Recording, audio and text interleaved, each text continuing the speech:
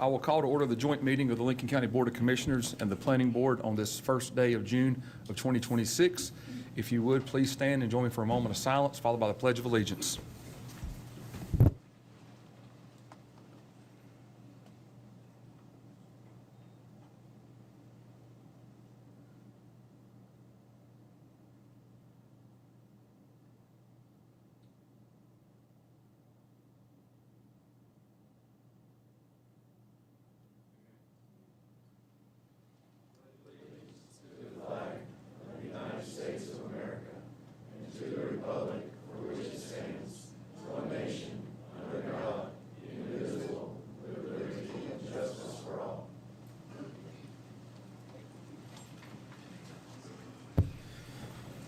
All right, we have an agenda in front of us. I'll entertain a motion to approve the agenda as presented. So moved. All right, motion by Commissioner Carpenter. Any further discussion? Hearing none. All in favor indicate by saying aye. Aye. Opposed? All right, the agenda is approved. We have the consent agenda. I'll entertain a motion to approve the consent agenda as presented. So moved, sir. All right, motion by Commissioner Cecina. Any further discussion? Hearing none. All in favor indicate by saying aye. Aye. Opposed? All right, the consent agenda is approved. All right, now we'll move into the zoning public hearings. Jeremiah, if you're ready. Ms. Gilbert, if you'll open us up for this, appreciate it. Thank you. So tonight, we will be hearing both quasi-judicial matters and legislative matters. The legislative matters will be heard first, and then the planning board will recess. So a legislative hearing is a forum for expressing public opinion about a project. A quasi-judicial hearing is considered an evidentiary hearing where the board must make a finding of fact as enumerated in the Unified Development Ordinance. More importantly, these findings must be based on competent material and substantial evidence in the record as required by law. Anyone wishing to speak at a quasi-judicial hearing tonight must be sworn in and must have standing. So I need to confirm that no board members have a conflict of interest in regards to the cases before us tonight. No member shall participate in or vote in a manner that would violate the applicant's constitutional rights to an impartial decision maker. Those impermissible violations of due process include a member having a fixed opinion prior to hearing the matter that is not susceptible to change, any undisclosed ex parte communications prior to any quasi-judicial hearing, a close familial, business, or other associational relationship with the applicant, or a financial interest in the outcome of the matter. Does any board member on either board have such a conflict? No, ma'am. No, ma'am, but I would like to state that I went out to the Walmart in Kannapolis to look at their operation before we voted on it, so I'd have a better understanding what they did and don't do. I also went to the site of DLM Sales Incorporated, neighborhood business that 17 acres, so that I could see the building for myself, and I'd have a better understanding what they want to do there. All right, so since those are legislative matters, I don't believe that would constitute any type of. I didn't think so. I just want to Yeah. make sure everybody knew that I had done that. Yeah, thank you. Yes, Thank you for ma'am. letting us know. All right, Jeremiah, PD 2018-3A3 Bloom. All right, good evening, everyone. In this first case this evening, this involves a 70.9 acre site located at 7733 Old Plank Road. This is a request to amend the master plan for a planned development industrial district for a 66,000 square foot, 66,500 square foot office and showroom expansion to the existing business there located on that property. The amendment to the master plan also includes the reconfiguration of the existing parking lot and the relocation of the driveway access off of Old Plank Road. The applicant has submitted a proposed master plan for the planned development district, as well as a summary of a community involvement meeting that was held for this request on April 30th of this year. So this site might be familiar with board members. This was originally approved in 2018 as a planned development district and subsequently amended in 2023 and 2025. So this is the latest proposal to amend that district and expand the business that's located there on Old Plank Road. This property is located within an area designated by the land use plan as an industrial center, and this a portion of this property is located within the protected area of the Catawba Mountain Island Lake Water Supply watershed. We will have a hearing later this evening for the applicant's proposal to amend their watershed special use permit for this site. Back in 2025, they had that approved with the last amendment to the master plan for this plan development. Planning staff is recommending approval of this request. You have our proposed statement of consistency in your packet, and I'll be happy to answer any questions you have for me. Any commissioner or planning board member have a question for Jeremiah in regards to this? All right, is the applicant here? Is there anything they'd like to add?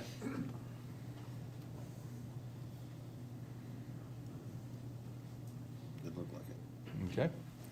I will now open the public hearing for PD 2018-3-A3. And first to sign up is John Dankoff.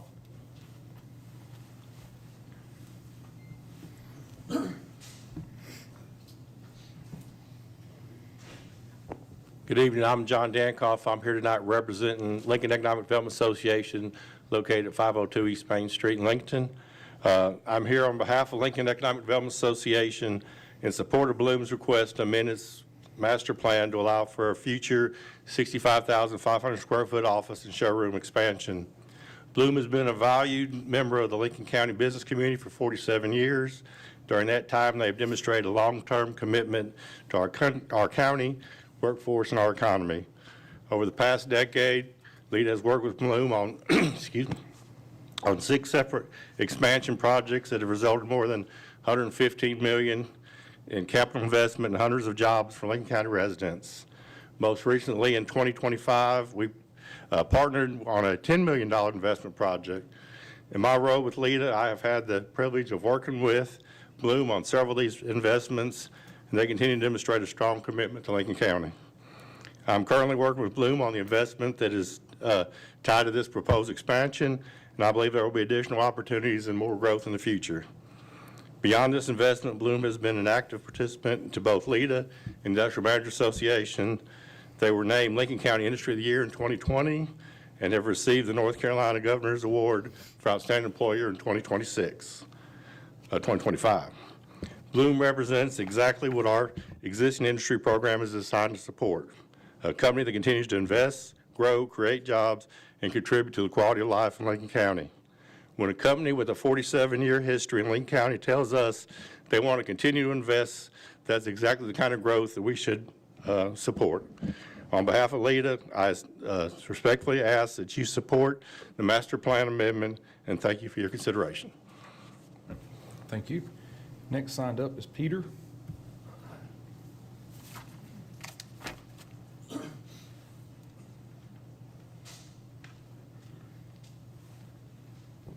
Hey, I'm Peter Cucci, the architect for Bloom, representing McMillan, Paston Smith. Bloom is a great client. We're in the process of developing a new U.S. headquarters here for them. We're going to be demoing the existing office showroom area that they have now and building a new state-of-the-art facility. This will consist of, like I said, a new showroom that'll represent their brand here in the United States, the same to match what they have across the world. Thank you. All right, thank you. Next, we have Sean.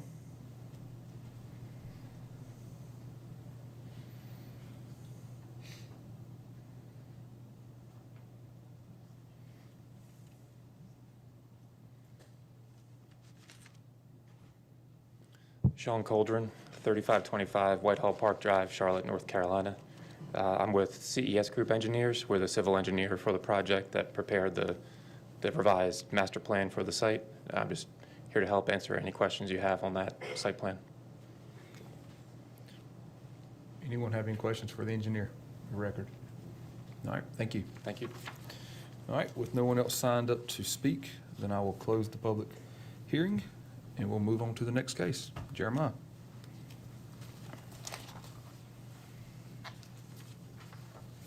All right, the next case this evening is conditional zoning 2026-2. The applicant in this case, Walmart Incorporated, is requesting to amend the master plan for a conditional zoning district that was approved quite some time ago, back in 2005. This property is located at 7131 NC 73 Highway in Catawba Springs Township. Specifically, the amendments proposed here are to designate a portion of the parking lot, an approximately 30 by 128 area in the existing parking lot, as a loading, takeoff, landing, and storage area for drones that will provide order delivery services for the retail facility that's located here. The applicant has included their proposed site plan showing that area with some details, along with a summary of a community involvement meeting that they hosted on March 30th.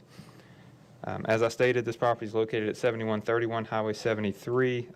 It's also located in the Eastern Lincoln Development District overlay, and it's adjoined by parcel zone, plan development commercial, conditional zoning general business, transitional residential, residential single family, and conditional zoning residential suburban. That conditional zoning residential suburban is an apartment complex, the Riverwalk Apartments, and then there is one adjoining residential neighborhood to the north. So you've got some residential zoning in the area.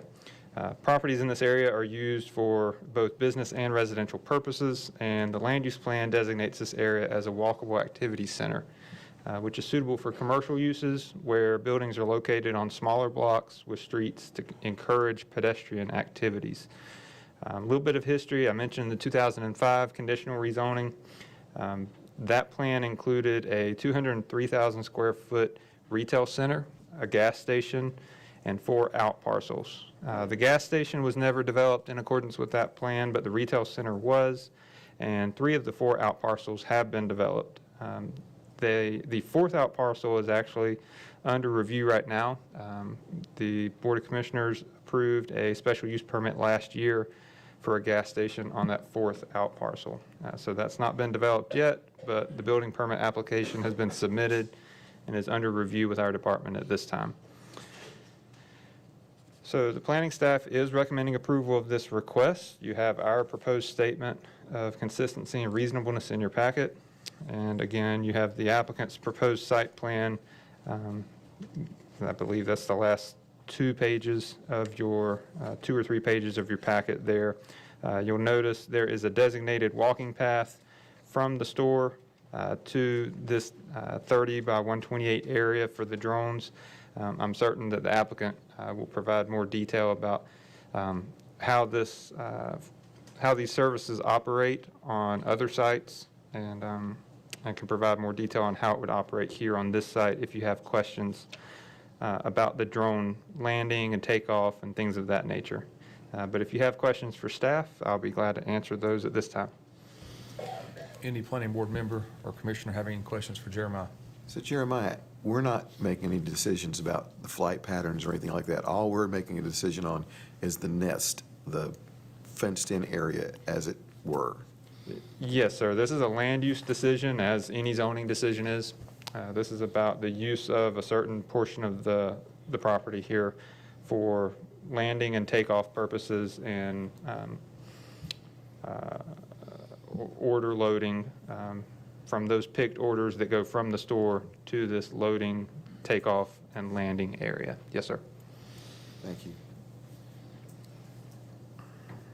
Any more questions?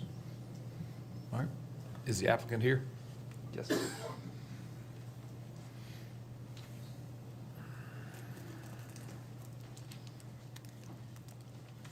Good evening. Good evening.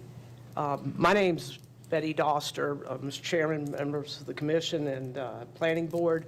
I am a Lincolnton. I grew up here. I'm class of 78. I don't want to maybe announce that, but I just did. But I'm a proud Lincolnton High School grad.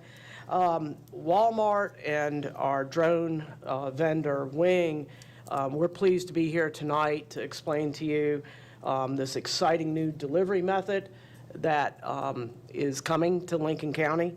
And we appreciate working through all the issues with your planning staff and the technical review committee. And as Jeremiah stated, this is a land use decision that we're looking for your support of the area where the drones would come in and out from our existing parking lot. So our short presentation will include a few words from Pete Vandenberg, who is our Walmart Supercenter in Denver manager. He's also the #1, he was voted Walmart Store Manager of the Year for all of North Carolina. So we're very proud of the leadership we have here in Lincoln County. Following him will be Zenobia Haynes, who's with Wing, which is the drone provider. And she'll go through all the aspects of how the drones work, the safety, the privacy, and how we integrate with the police and fire and other people in the area. And then we also have folks from Wing's flight operations and also from our civil engineering that could respond to any of the technical site work. So if we could pull up the presentation.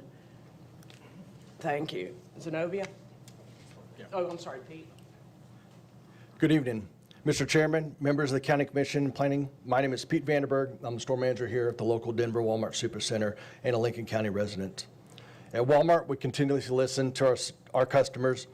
They tell us how they shop, where they shop, and what they want and the services they need.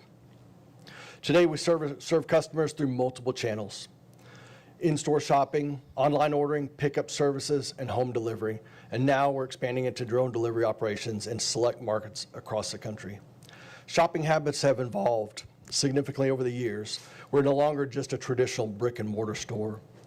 As our business continues adapting to meeting the customers' expectations for speed, convenience, and accessibility, customers are increasingly asking for faster, more convenient delivery solutions. Think about practical everyday situations. A parent preparing a dinner realizes they're missing a key ingredient and need to have that item delivered quickly. Or you have a sick mom or a sick child. The mom needs the medicine, that cough syrup, doesn't want to take their child, load them in the car, take them to the store. They could get that medicine delivered very quickly right to their house. Drone delivery helps solve real customers' needs by providing access to essential items within a short delivery window. Our drone delivery program began approximately 3 years ago in the Dallas-Fort Worth market, where customer adoption and feedback have been very positive. Since then, we've expanded into Florida, Atlanta, and now the Charlotte region. We currently serve multiple communities through the greater North Charlotte area and continue evaluating opportunities to responsibly expand access. Safety, operational standards, and community partnership remain priorities as we deploy this technology. To provide more information around this, turn it over to Zenobia. Thank you for your time. Thank you. Good evening. 1 second. How do I go to the, okay, thank you. Good evening all, my name is Zenobia Haynes. So can we go to the next slide? Next couple of slides. Next slide. We can do the next one. Starting here. Okay, so starting with a brief overview about Wing and our technology. Wing was founded in 2012 and became a subsidiary of Alphabet in 2018. In partnership with Walmart, Wing is creating what we believe can become one of the most preferred methods of delivery for small packages around the world. To date, we've completed over 750,000 deliveries with an average flight time being 5 minutes or less. Here at Wing, we are the OEM for our aircrafts, meaning all of our aircrafts are designed and manufactured in-house. Our drone is highly autonomous, meaning that it is able to plan out its own route, check for system errors, and respond to delivery requests on demand. Next slide, please. And so here we have a short video demonstrating how exactly how the deliveries work from one of our Walmart sites.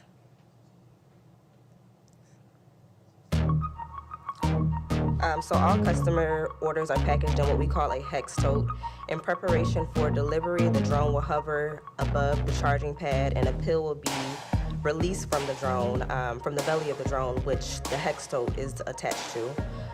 Once the customer's order has been secured to the drone, it will ascend to a cruising altitude of 150 feet with an average cruising speed of 55 miles per hour. Once the drone, as you can see there, so once the drone arrives at the customer's home, it will drop down to about 20 feet in the air, and the pill carrying the hex tote will be released from the drone, safely placing the customer's order in its selected delivery zone. being their front or backyard. And so as you can see, as I mentioned, the drone hovers above the customer's designated drop-off area, and then the package is released. Next slide, please.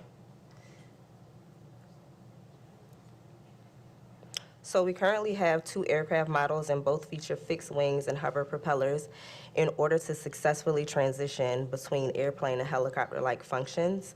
The aircraft model, or the smaller aircraft model, weighs a little over 11 pounds with a payload of almost 2.5 pounds.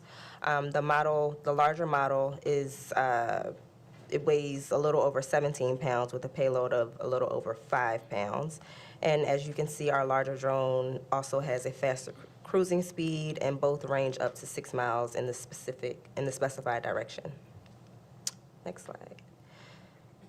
As far as our FAA and safety requirements, Wing holds a Part 135 Air Carrier Certificate, which is the same level of approval for many commercial airliners. I'm also joined by my colleague, Joseph Marshall. He's the senior manager of our aircrafts, who can speak about our certifications and answer any questions regarding our operations. I also like to point out that our team has we had a great meeting this past Thursday working through logistics with Atrium Health, and we were able to confirm that no written agreement would be required, and all of Wing's deconfliction protocols aligned with Atrium. Next slide. So all of our pilots, they hold a Part 107 certification through the FAA.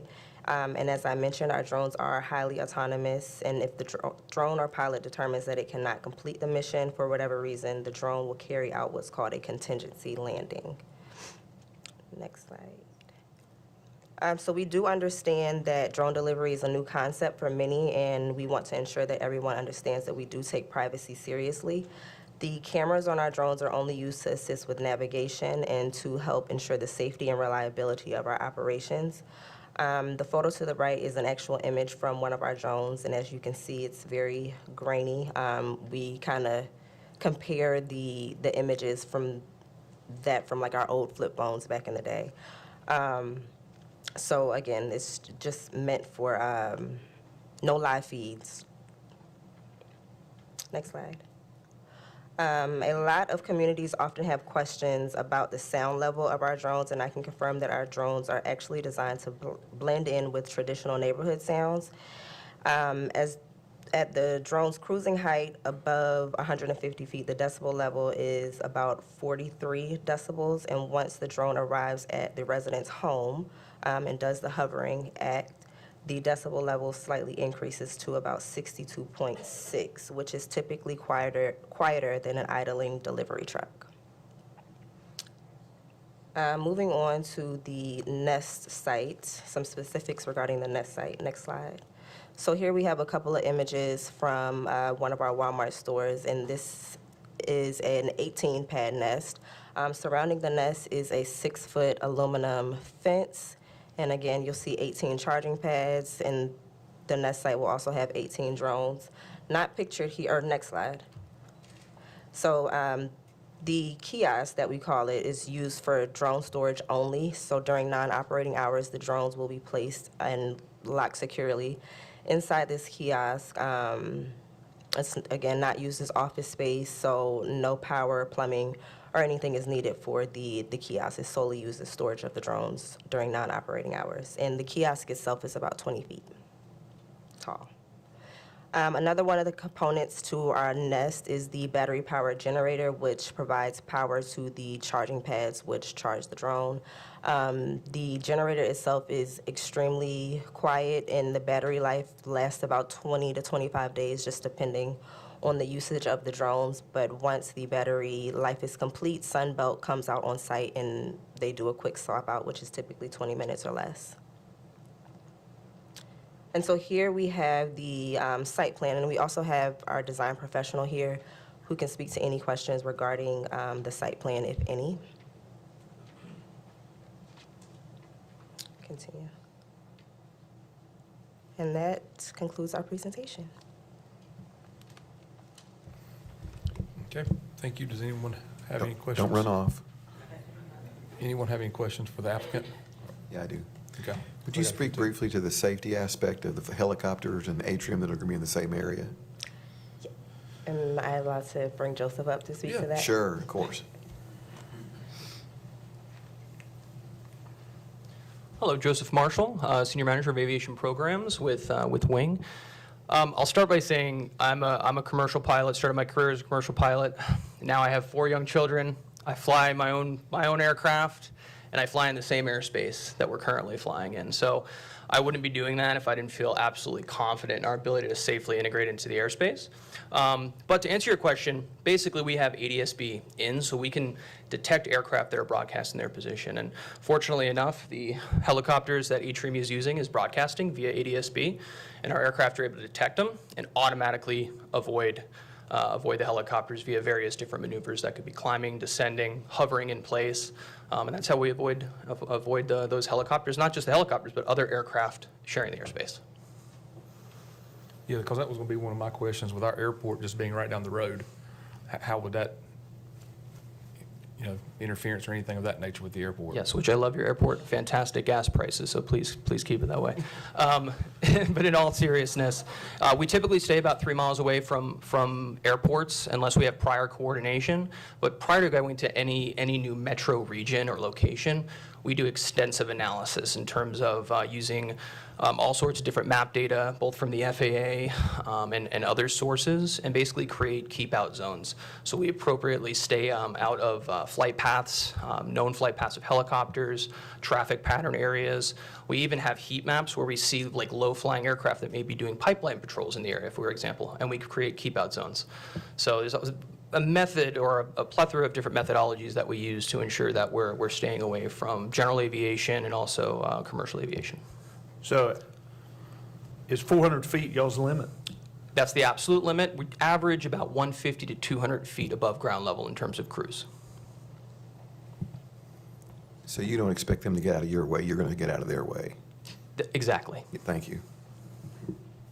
How does that integrate with, because we have our own drones from the sheriff's office, if we were doing an operation in the area utilizing helicopters, how does that correspond with you guys?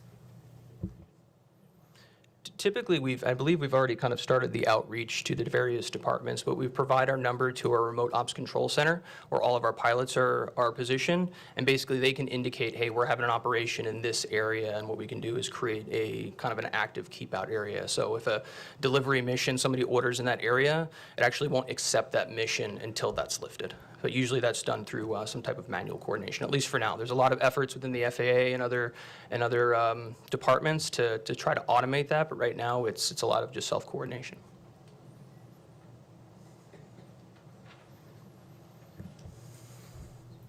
Any additional questions? You might want to leave that number with Daniel since he's in charge of the drones for the sheriff's department. Sounds good. All right. Thank y'all. Thank you very much. So now I'll open the public hearing for CZ 2026-2 Walmart. And first signed up to speak is Ned Devine. And when you come to the podium, if you would state your name and address for the record, please.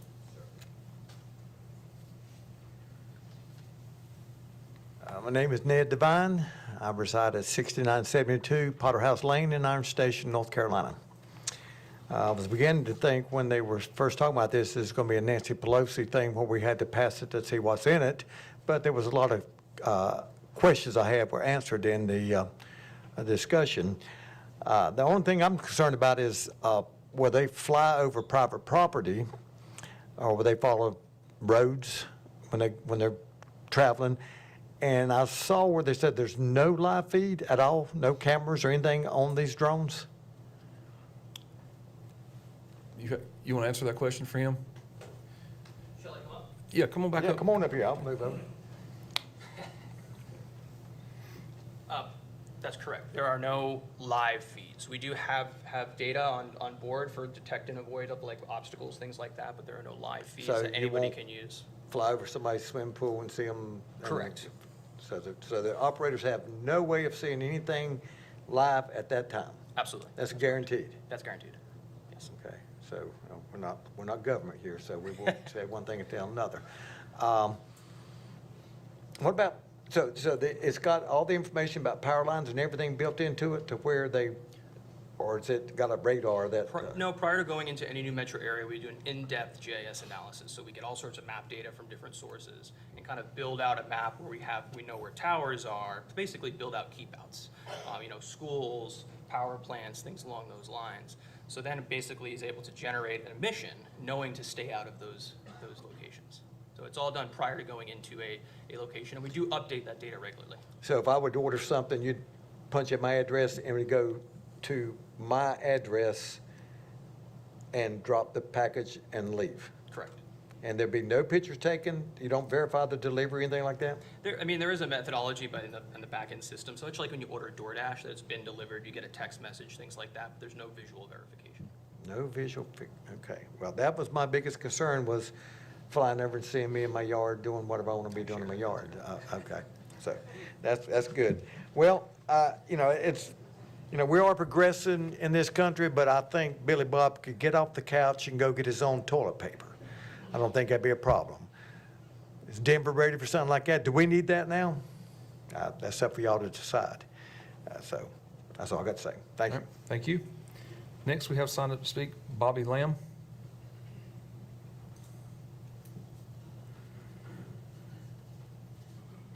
And I've noticed, just for time's sake, Sharon Lamb has signed up to speak next from the same address. If you want to come on up as well. Yes, my name's Bobby Lamb. I live at 7543 Forest Oak Drive. I attended the community involvement meeting by the planning board to receive comments prior to the scheduling of this public hearing. During this meeting, Walmart Ring provided information such as package size, flight restrictions for drones. A specific question was asked as why this area was chosen. Walmart replied that the business model showed a potential for success based on other delivery services. Wing Walmart had done zero research on proposed amendment considering private or local residents or any obstructions. Noise and environmental impacts. The primary governing document controls the use of drones for delivery service is the Federal Aviation Administration. Drone in this application are required by the FAA to fly 150 to 400 feet above ground level at a maximum speed of 100 miles per hour and recommends a 300-foot buffer from noise-sensitive areas. Wing drones proposed here operated approximately 65 dB and a maximum payload of 2.5 pounds. The Walmart Wing Hub will be limited to a maximum of 400 flights per day. Noise-sensitive areas, and here in a 6-mile radius from the hub, that's going to involve 4 counties: Lincoln County, Gaston County, Mecklenburg County, and Iredell County. I'm going to speak to Lincoln County. Of course, we have residential areas, public and institutional buildings. There's over 30 churches in the Lincoln County area, 9 schools, 2 libraries, recreational and quiet zones, parks and wilderness areas. There's 9, including 3 golf courses.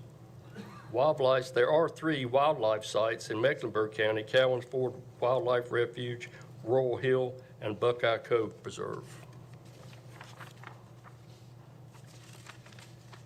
In evaluating impacts, the FAA heavily factors in both types of areas at cumulative noise levels. The agency standard for a significant aircraft noise impact is an exposure of DNL greater than or equal to 65 decibels or an increase of 1.5 decibels over the baseline. Red-shouldered hawks, or hawks in general. All hawk species in North Carolina are protected by the federal and state law. It is illegal to kill, injure, or harass native hawks. Red-shouldered hawks have been observed in Forest Oaks. I have been swooped twice this year by a red-shouldered hawk. Drones flying at 150 feet would be ground level for a hawk, and these hawks return to their nesting area each year.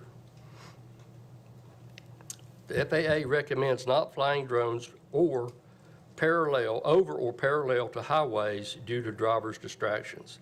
It is almost guaranteed all northern flights from the hub will be over Forest Oaks. This could be as many as 200 flights or 400 drone passes every day. On May the 28th, I visited the drone hub at the Arboretum Shopping Center in Matthews to get a firsthand of what a drone flight sounds like. I observed from approximately 200 feet from the actual takeoff and landing zone. At 150 feet above the hub, it sounds like an enormous swarm of hornets, and as the drone accelerated from me, I could still hear it 700 feet away.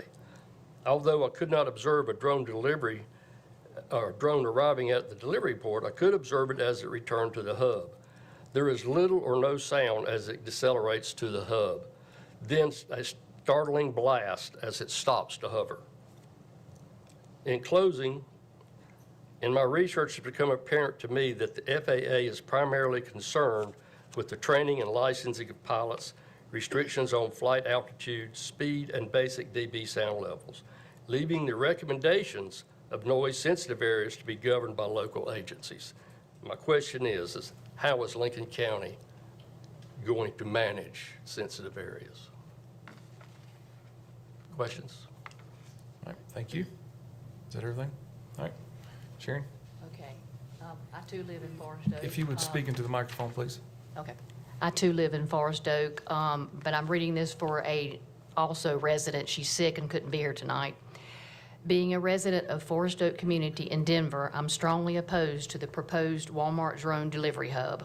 There are safety risks to establishing a drone path over our neighborhood. Safety risks include flying over power lines, gas lines, malfunctions, and low altitude errors. Could cause crashes into homes, vehicles, and even worse, people and animals. Crashes have been reported. Does convenience outweigh the inconvenience to our emergency workers, police, firefighters, and EMTs? Cobb County, Atlanta, the commissioners voted against the Walmart hub, and I'm asking our board commissioners to please follow suit and put the citizens' well-being first and deny the rezoning request. Walmart's delivery zone in partnership with Wings and Zipline run on high-density lithium-ion batteries. Dangers include thermal runaway, fire hazards, mid-flight failure leading to crashes, and failing equipment. If drones are considered too dangerous to fly over highway corridors, why then would it be safer for them to travel over our private homes and our property? We do not need a drone highway 150 feet above our heads. Document evidence of safety concerns. Hillsborough, New Jersey, a drone crashed into a parking lot in 2024. A drone crashed into an apartment building in Richardson, Texas in 2026. Another crash started a wildfire in 2026. Two drones crashed into a crane in Tulsa, Arizona, and a person was injured. Another incident where the package landed in a swimming pool in Arizona. These were Amazon drones. Wing delivery drone crashed and caught fire in Kemah, Texas, sparking a grass fire in 2026. Fire Marshal Burl Schrum required Walmart to resubmit their safety plan.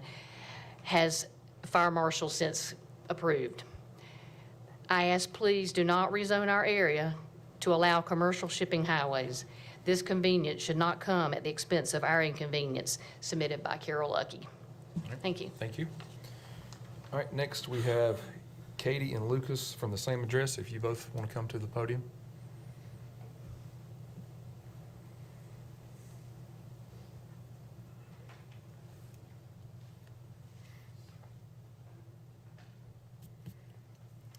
Hi, my name is Katie Rainan, and I'm a Denver resident in a peaceful neighborhood located behind Walmart. Regarding the proposed rezoning to allow for commercial drone usage from Walmart on Highway 73, I would like to discuss the topic of privacy, specifically for the neighborhoods close to Walmart, which will be greatly impacted if drones start flying from this location. I also would like to bring up Cobb County, Georgia's recent denial of approval for rezoning, voicing similar concerns to what we're bringing up today. One neighbor named Jackie Ellis specifically stated, we're not just talking about a delivery service, we're talking about a drone highway 150 feet above our heads. I wholeheartedly believe in this. Now imagine every one of these has drones on them. It was stated by Catherine Lovett from Wing that there's no audio and no live feed of images to anyone, including our pilots.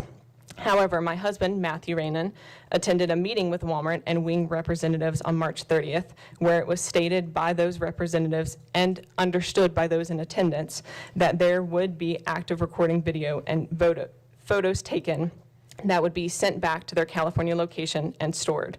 This would be a blatant invasion of privacy for all those in the flight path of these drones. Under North Carolina General Statute, Section 15A-300.1, it states, no person, entity, or state agency may use a UAS to conduct surveillance of a person, a dwelling occupied by a person, or private real property without the consent of the person, the owner, or the lawful occupant. Surveillance is defined broadly. It covers photographing, video recording, or otherwise observing. Therefore, I ask the board that there be assurances for the protection of people's privacy by no unwanted and unwarranted surveillance. Even if photos and videos are not being actively taken and stored, privacy concerns related to drone delivery operations go beyond this. For many residents, the concern is the feeling of being constantly observed while on their own property. It is a sense of uneasiness having at 150 feet drones flying overhead, which is basically at treetops. This creates a major loss of the sense of privacy that average people expect in and around their homes. Therefore, I ask the board to take into account how the residents surrounding Walmart will lose their sense of privacy with a drone highway above them. Thank you for your time, and please remember, convenience for some should not come at the expense of the peace, privacy, and quality of life of others. Thank you. And I do have written questions, too. I don't know if I should share them now or provide copies. You have copies for us? I do have Okay. copies. Thank you all. Just hand them all to me. Thank you. Okay. Thank you.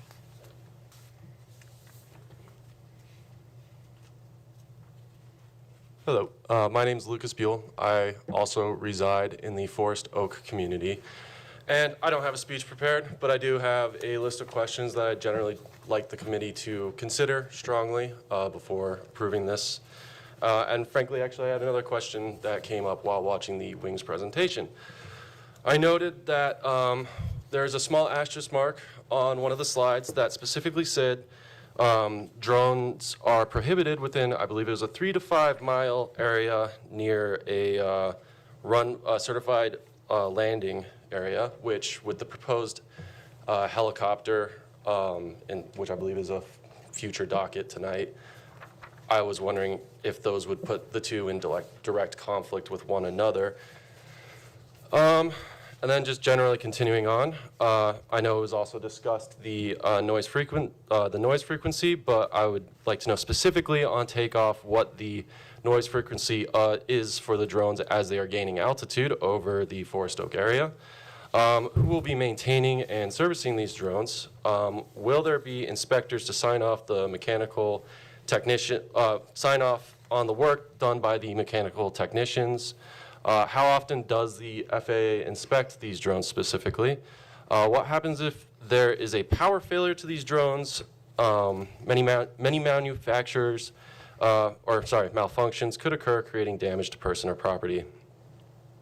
How would low-flying helicopter rotor wash impact these drones if a safe flight were to be put in at the adjoining property next to Walmart? And subsequent question, with a potential life flight helicopter pad being proposed at the property directly next to Walmart, how will this impact the drones' flights? What is in place to ensure that the drones and the helicopters wouldn't have collisions, or that the drones would not impact the helicopter's takeoffs and landings? What would it take to have a no-flight zone over the Forest Oak neighborhoods as a potential compromise to this situation? What safety precautions are to be taken as it relates to children or individuals on the ground in the event of a potential failure or crash? In the event a drone causes bodily harm to a person or a pet, who is held liable? Would Walmart pay or reimburse medical bills incurred by their drones? What does the process look like if a drone crashes on or damages private property? Please, I'd like to see details, the recovery procedures as it relates to entering one's private property to retrieve drones that might have been downed. Will drones continue to operate in adverse weather conditions? What gusts or wind speed limitations decides a no-go? Will there be a max drone count permission to limit swarming of drones over neighborhoods? It was stated that drones would operate 7 a.m. to 7 p.m. If this is this true? Thank you, sir. Oh, all right. Josh, I'm going to hand a copy of these questions to Keith here, and y'all can talk through those questions and things when y'all go to y'all's closed session. All right, next on the list, Treva and Mike Mills from the same address.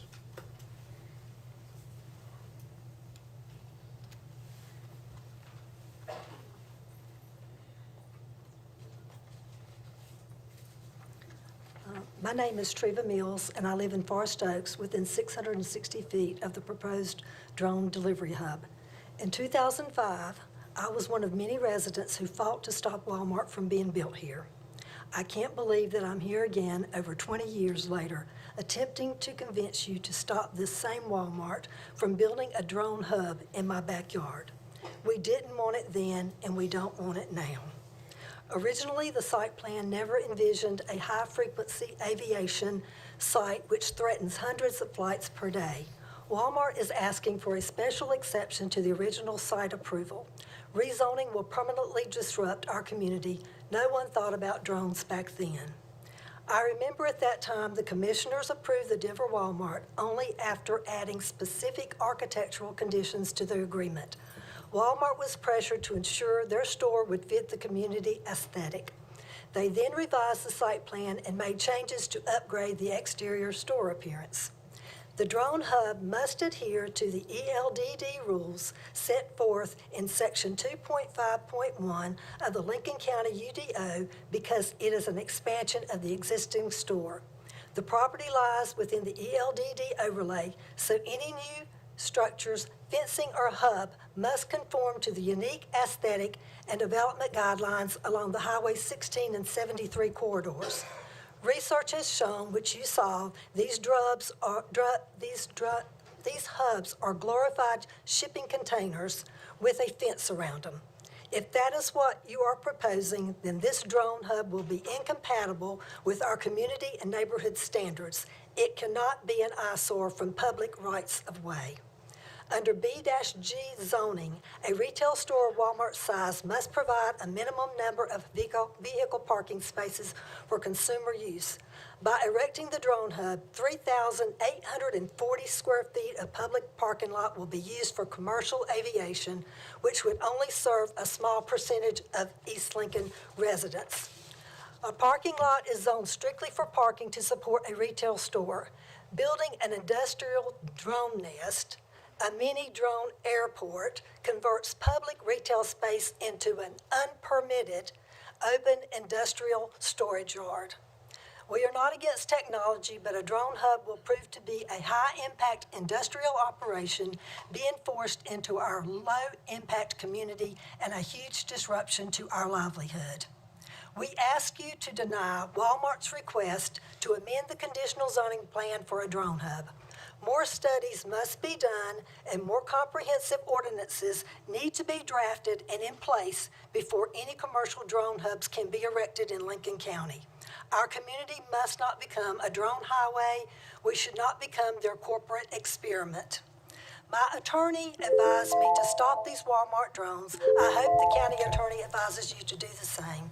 In conclusion, the FAA controls the skies, but you can control what goes on the ground. Please protect our zoning laws and quality of life. This is a want and absolutely not a need. Okay, thank you, ma'am. All right, Mike. My name is Mike Mills. I have lived in Forest Oaks for 41 years, a neighborhood that it was here long before Walmart was ever built. It consists of about 65 homes located only 660 feet from behind Walmart. Only a row of power lines, a gas line, a creek, and few trees separate us from the proposed drone hub. Just 16 of us in the neighborhood received a letter from the county regarding the rezoning request, and will we be the most affected?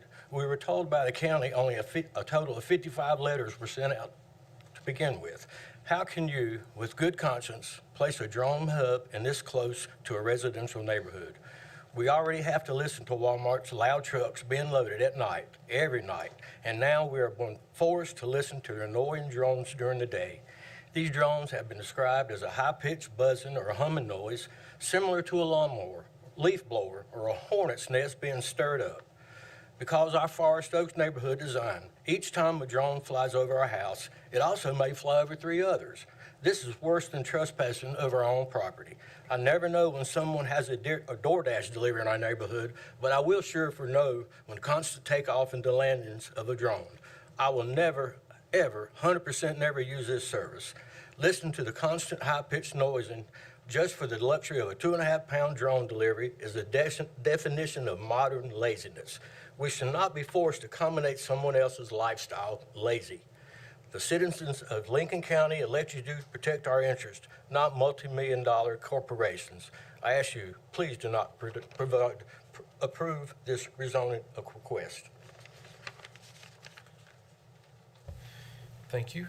And having no one else signed up to speak, I will declare the public hearing closed. And we'll move on to CZ 2026-3.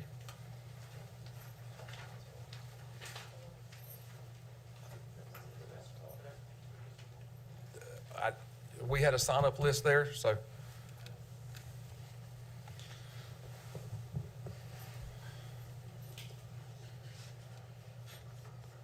All right, the next case this evening is CZ 2026-3. This is a request from the Charlotte-Mecklenburg Hospital Authority to rezone 7.8 acres to conditional zoning general business for a medical office complex with a freestanding emergency department, a helicopter landing pad, and an office building for either medical, professional, or general offices. This site is located directly adjacent to the site in the hearing that was just held at the Walmart. So this property is on the north side of 73, about 900 feet east of NC-16 business. The applicant is requesting a 5-year vesting period for this phased development plan if it's approved. And they did include a copy of the plan. It's the last page of your packet, as well as a summary of the community involvement meeting that was held for this request on April the 30th of this year. Like the last request, there are some residential districts adjoining this parcel, the conditional zoning residential suburban for the Riverwalk Apartments, as well as residential zoning districts for the Forest Oaks subdivision to the north, as well as some general business and conditional zoning general business districts. Properties in this area are used for both business and residential purposes, and the land use plan designates this area as a walkable activity center. This property was part of a 16-acre conditional zoning district that was approved back in 2006 for a retail center with up to 87,000 square feet of floor space for office, retail, and restaurant uses. That plan also included 4 out parcels.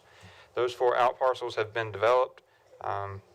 There's a fuel station, a restaurant, and I believe another retail use on those out parcels. A 37,500 square foot medical office building has been constructed on a 3.34 acre portion of the conditional zoning district that was approved back in 2006. Since the applicant is not proposing any revisions to those out parcels or to that parcel that contains the existing medical office building, those parcels are not part of this request.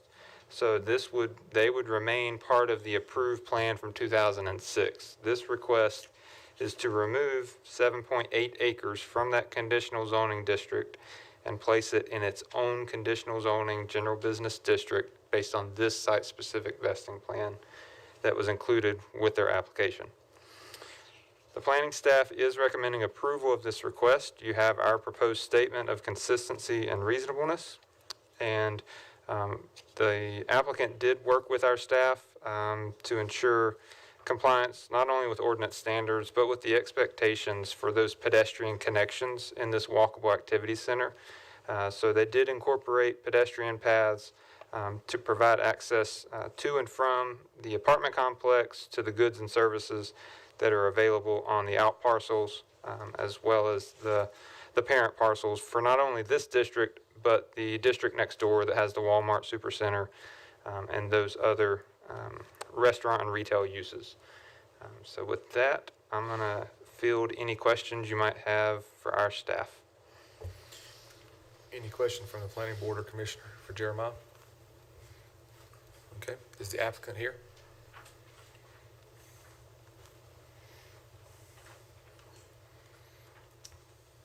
Good evening, Mr. Chairman, members of the Board of Commissioners, and the Planning Board. I'm John Carmichael here on behalf of the applicant, the Charlotte-Mecklenburg Hospital Authority, also known as Atrium Health.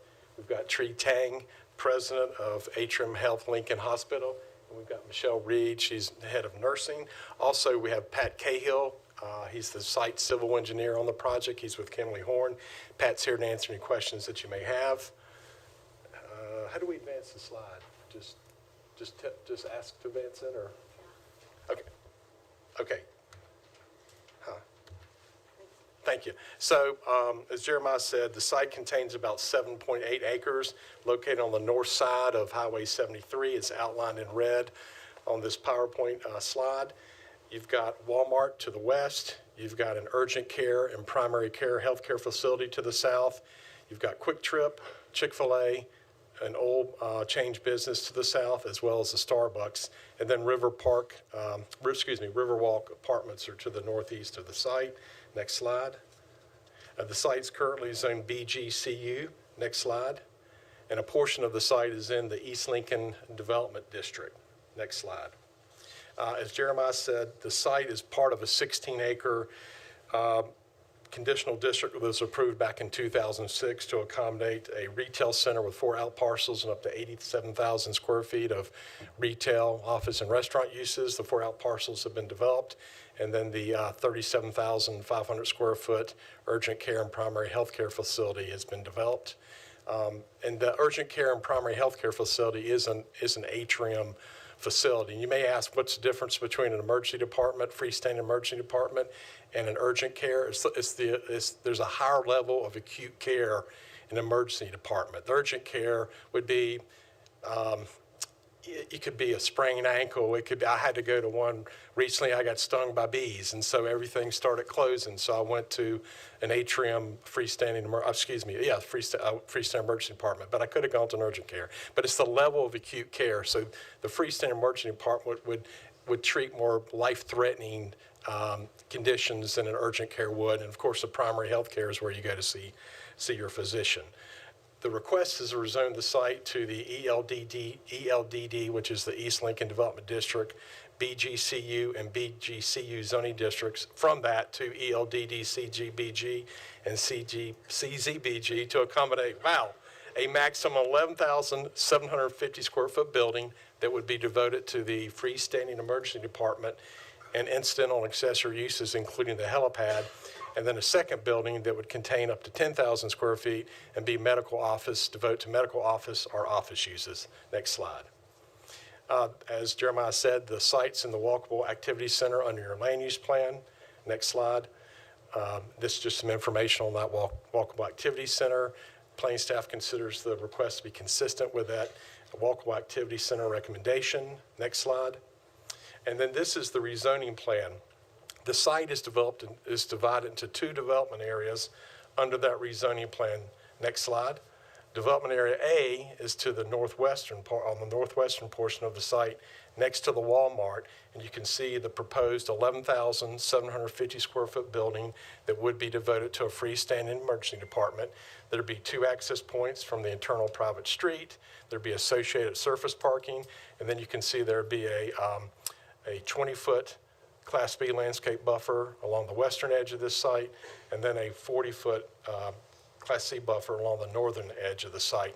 And you can see the helipad just to the left of the building. I just want to give you a little information on the helipad.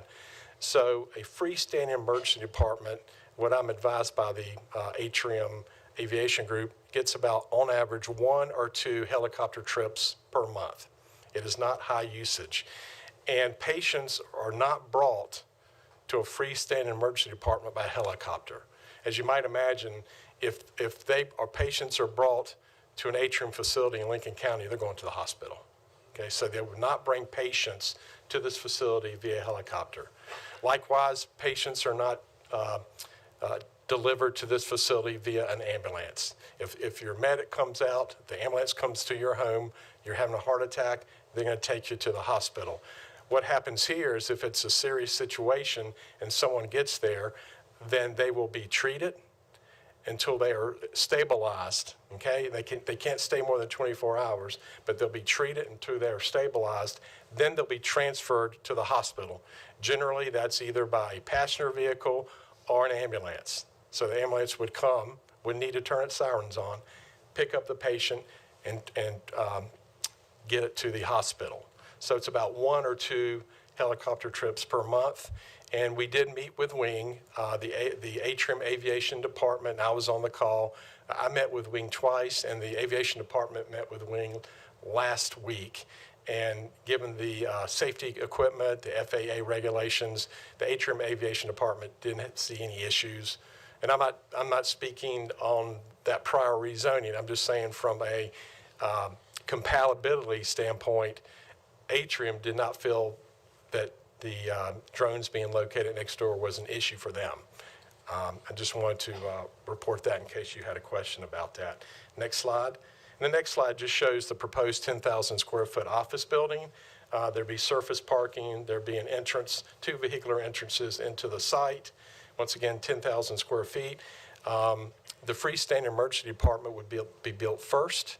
The proposed office building the construction of that building could be more than 2 years from now. So that's why the applicant, the hospital authority / Atrium is asking for the 5-year vested rights. I'm going to ask Mr. Tang just to kind of wrap things up on behalf of the applicant, but we're excited for the potential opportunity to provide more healthcare services to the county. Good evening, Mr. Chairman and Commissioners. My name is Tree Tang. I'm the president of Atrium Health Lincoln, and we recognize the tremendous growth that's happening on the east side of Lincoln County. And because of that, we also recognize the tremendous traffic that has occurred in that part of town as well. And so, in talking to our community members and understanding that sometimes it might be difficult to get to emergency services in middle of rush hour in Denver. So recognizing that we want to bring healthcare close to home. And we believe a 24/7, 365 emergency department will provide that emergency services. Like John said, it is different from an urgent care. It is an emergency department. It is 24/7. And we believe that it would serve that part of the county very well. And thank you for your consideration of this proposal. And I have Michelle Reed, who's also our chief nurse and a long-time, 20-plus years emergency care nurse, and also here to answer any questions you might have. Any planning board member or commissioner have any questions for the applicant's team? Okay, thank y'all. Thank you.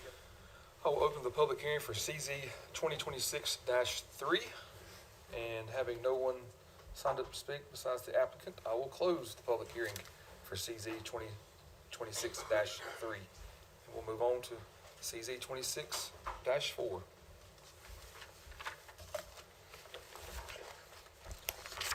The applicant in this next case, DLM Cells Incorporated, is requesting the rezoning of a 17.1 acre portion of the parcel from conditional zoning neighborhood business to conditional zoning industrial general, specifically for a canvas awnings manufacturing facility in an existing building.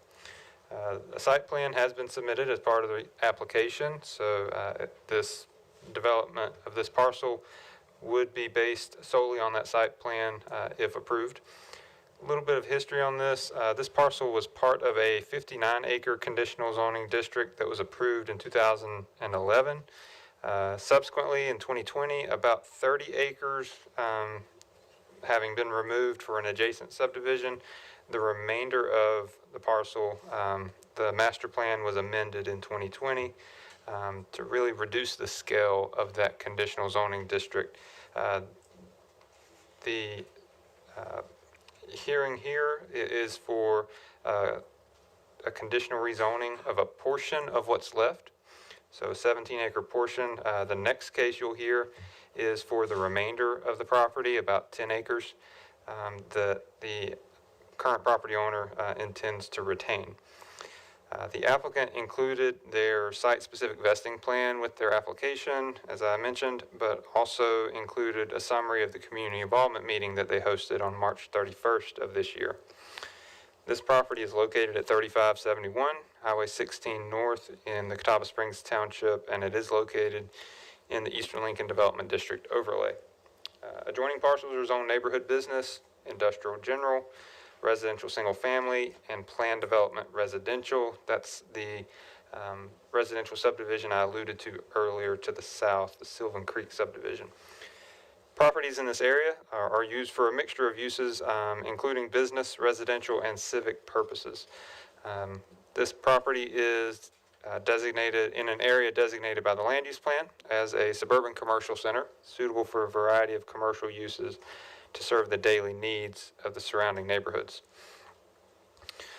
There is an existing building on this parcel, as I mentioned, on this 17-acre portion of the parcel. That old industrial building was retrofitted by the church that currently owns the property for their purposes. The applicant approached our staff about the possibility of purchasing this property and converting that back to a manufacturing facility. And so that was the reason that we led them down the path of the necessity of a rezoning, because that was not one of the uses on the approved conditional zoning plan for this site.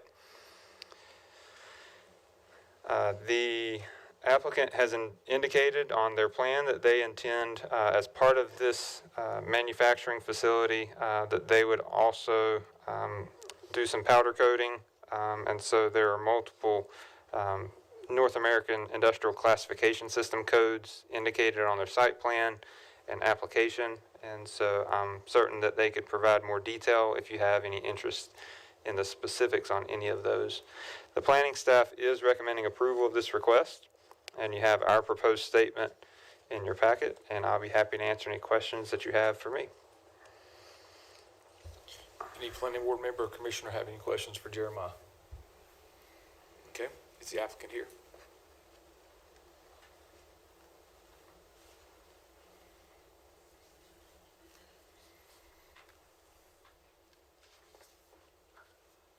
Hello, good evening. I'm Travis Jenkins, the owner of DLM Sales, doing business as Charlotte 10 Awning.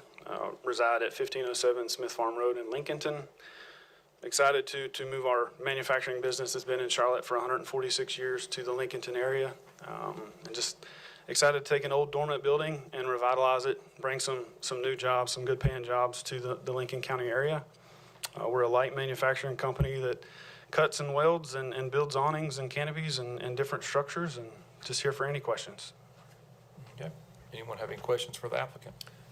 No, sir. Just would like to say that back about 50 years ago, when I was a young police officer, I answered alarms over the old Charlotte awning, and there were huge tables there where the cuttings were done. Yeah. And when I told Cliff that, he laughed at me and said, "Yeah, well, they don't do that anymore." Yeah. And We I still said, have a "Well, big table." I said, I am old, but it's one of those things. Yeah. But they used to have big old huge tables that you cut. Yes, I thought so. Yeah, Okay. for sure. So I've not lost my We mind still have completely. about a 2,000 square foot sewing table right now. Okay. I hadn't lost my mind completely, Cliff. All right, thank you. Thank you. I will open the public hearing for CZ 2026-4. And having no one signed up to speak, I will close the public hearing for CZ 26-4. On to ZMA 782. All right, as I mentioned a few moments ago, this request involves the remainder of the parcel for which the last request applied.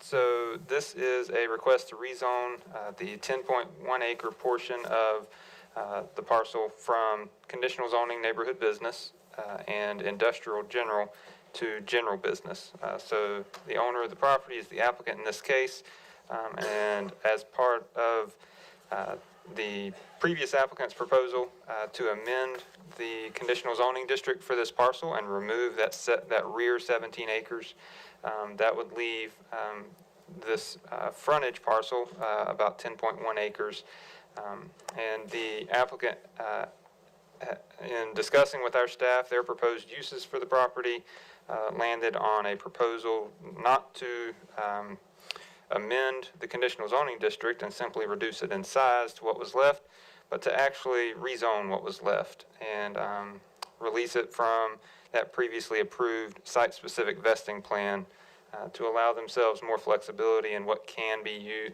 that this remaining 10.1 acres could potentially be used for. And so they've applied to rezone it to general business. And so any of the uses that are permitted by right or as special uses in the general business district, subject to the Eastern Lincoln Development District overlay, could potentially be approved uses on this parcel if this rezoning is approved. The property is located at 3549 North NC 16 Business Highway in the Catawba Springs Township. Adjoining parcels are zoned neighborhood business, industrial general, residential single family, and planned development residential.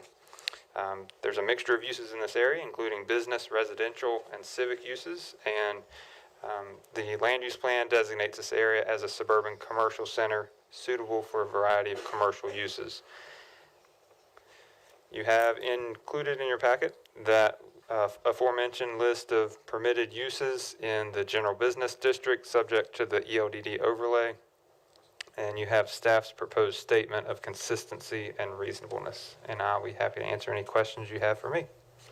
Any planning board member or commissioner have any questions for Jeremiah? Okay, is the applicant here?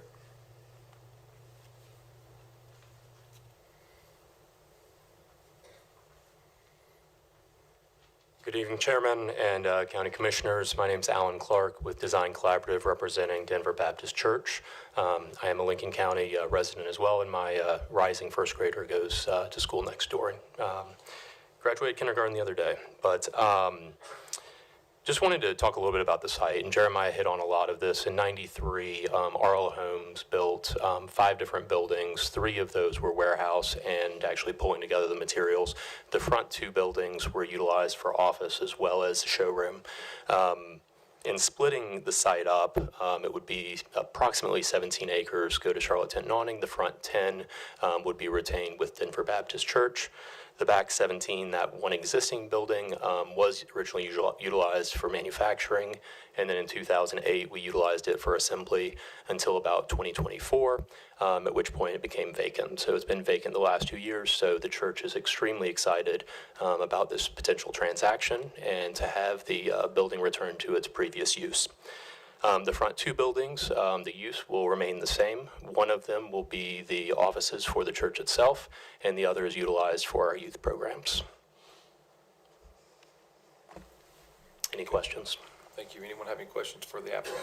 The little tiny building that's right off to the, as you're pulling up into the driveway, there's a small building that has a lot of graffiti on it. Who's going to take care of that building? I think that's also Charlotte Tent and Awning, but I'm not sure.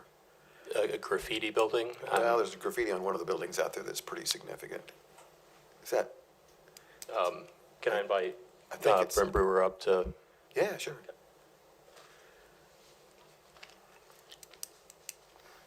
Brent is executive pastor with Denver Baptist Church. Yeah, okay. If I'm not mistaken, it's like a little small building thing.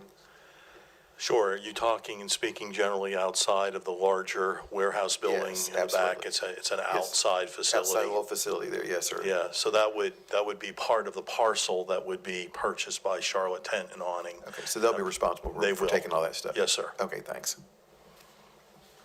Okay, any additional questions? All right, thank y'all. Thanks.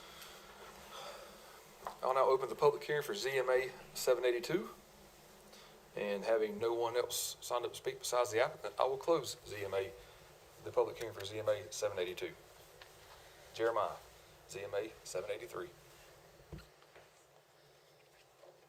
The applicant in this next case, ZMA number 783, is Tidemark Land Services Incorporated, and they're requesting the rezoning of a 1.49 acre portion of a parcel from residential single family to general business. This property is located at 1733 South Highway 16 in Catawba Springs Township, and it is located in the Eastern Lincoln Development District overlay. Adjoining parcels are zoned residential single family and neighborhood business, and properties in this area are used for business, residential, and civic purposes. This property is part of an area designated by the land use plan as a suburban commercial center, suitable for a variety of commercial uses to serve the daily needs of the surrounding residential neighborhoods. This parcel is also located within the WS4 protected area of the Catawba Mountain Island Lake Water Supply Watershed, and so that does have some implications for the impervious coverage limitations for non-residential development, such as what could be permitted in the general business district if this proposal is approved. The list of permitted uses both in the current district as well as the proposed district are included in your packet. You have staff's proposed statement of consistency and reasonableness as well, and I'll be happy to answer any questions you have for me. Any questions for Jeremiah? All right. Is the applicant here?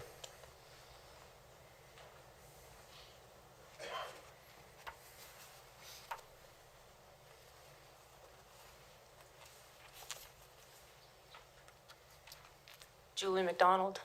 I live at 212 Robert Keever Road, Stanley, North Carolina, and I am the applicant.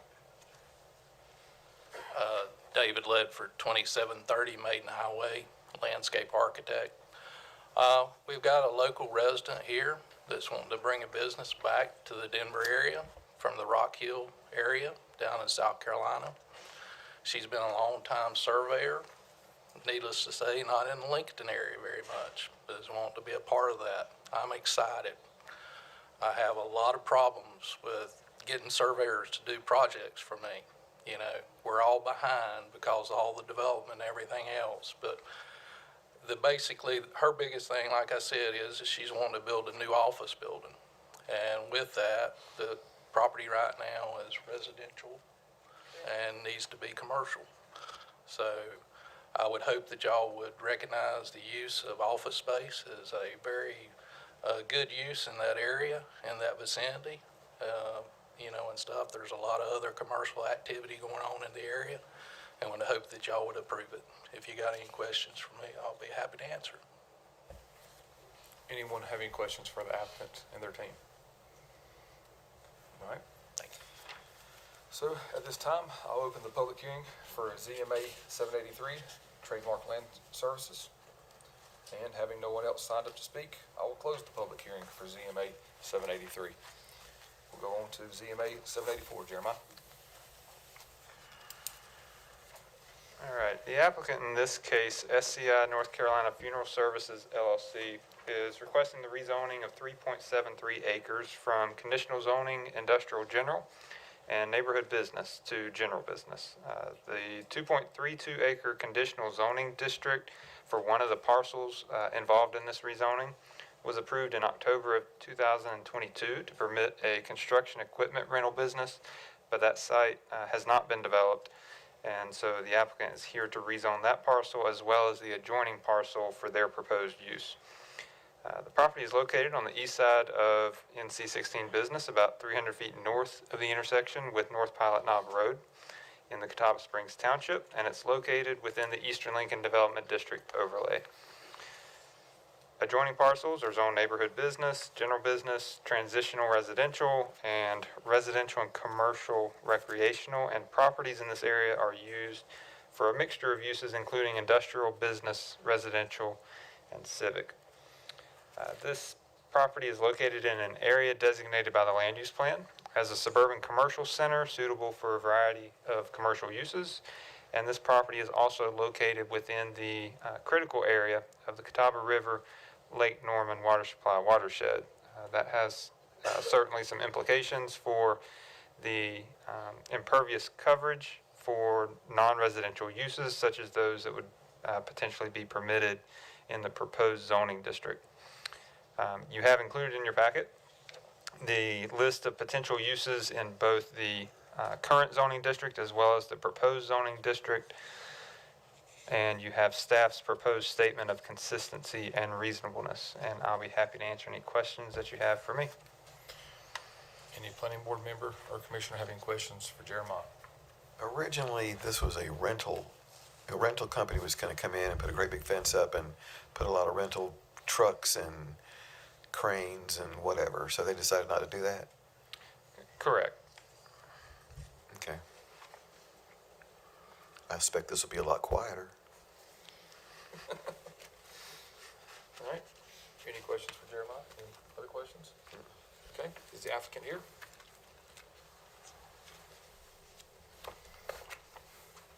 Good evening. Hey, I'm Tony Lathrop for the applicant. I'll keep this very brief because Jeremiah covered it. Yes, to your point, be much less busy than the prior equipment idea. Very modest, one-story building, fairly quiet, sedate, and it does line up with the suburban commercial center area. And because it's in the ELDD, I think, and there'll be a separate special use permit that'll deal with things relating to the building and the parking lot and such. But I do have with me Megan Fitzsimmons with our engineering firm, Kimley Horn, if you have any questions of her, and Jody Dupree, who is with SCI as well, if you all have any questions for them. And reserve a little time if necessary if we need to address any other questions that you all have or anybody else. Okay. Anyone have any questions for the team? In one of our last meetings, we said yes to a crematorium. Are we going to be doing that here too? Good point. No, there will be no crematorium there whatsoever, and there will be no preparation, no embalming. All that's done at a different place, fairly far away from here. And so what will the services be there? Just a basic, quiet funeral service. It's about a slightly more than 10,000 square foot, one-story building just for a quiet funeral. I got you. Thank you. Okay. Any other questions for the applicant or the team? All right, thank you. Thank you.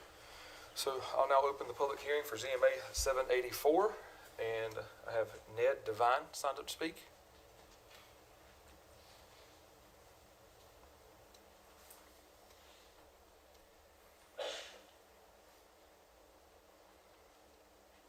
Ned Devine, 6972 Potter House Lane. I couldn't understand him real good. I think my question was answered though. So this would just be a funeral home. Is that correct? It's just a funeral home. There'd be no services, no embalming? No embalming, no cremation. So just receiving friends or have a chapel with the services? Okay. All right, good. Thank you. Thank you. All right, having no one else signed up to speak, I will close the public hearing for ZMA 784. We'll move on to ZMA 785.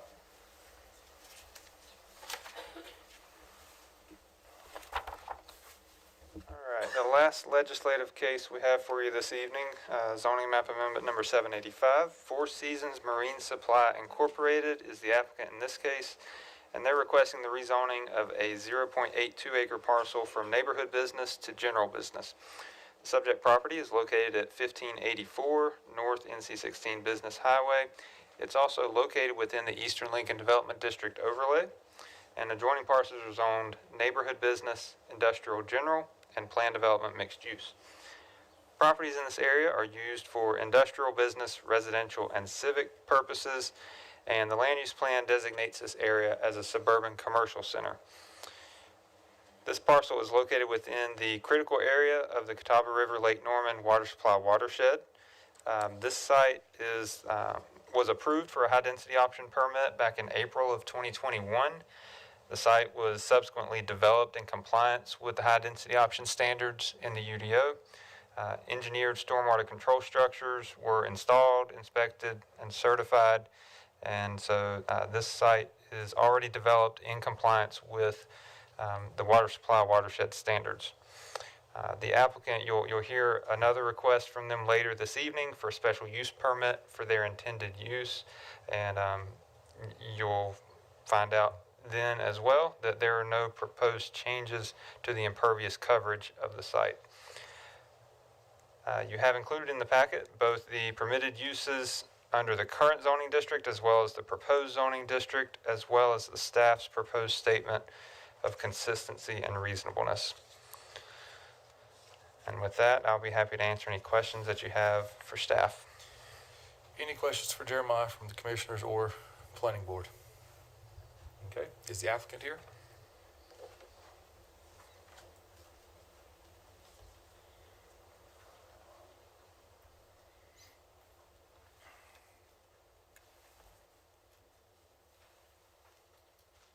Good evening.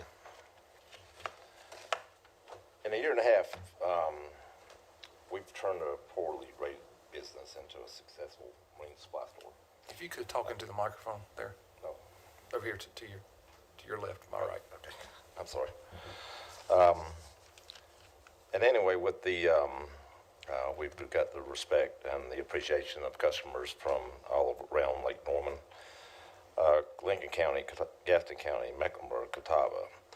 And with this zoning request, it requires no changes, no modifications, but it does allow us to move from a retail to a general business, okay? And that general business, it allows us to sell a small boat.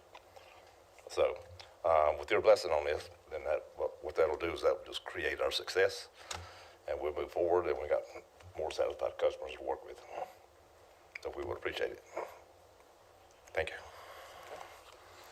Thank you. All right, I will open up the public hearing for ZMA 785. And having no one signed up to speak, I will declare the public hearing for 785 closed. We're going to take a 5-minute break, and if you're here, you can follow the planning board to room 310 to hear their discussion on the cases that have previously been heard.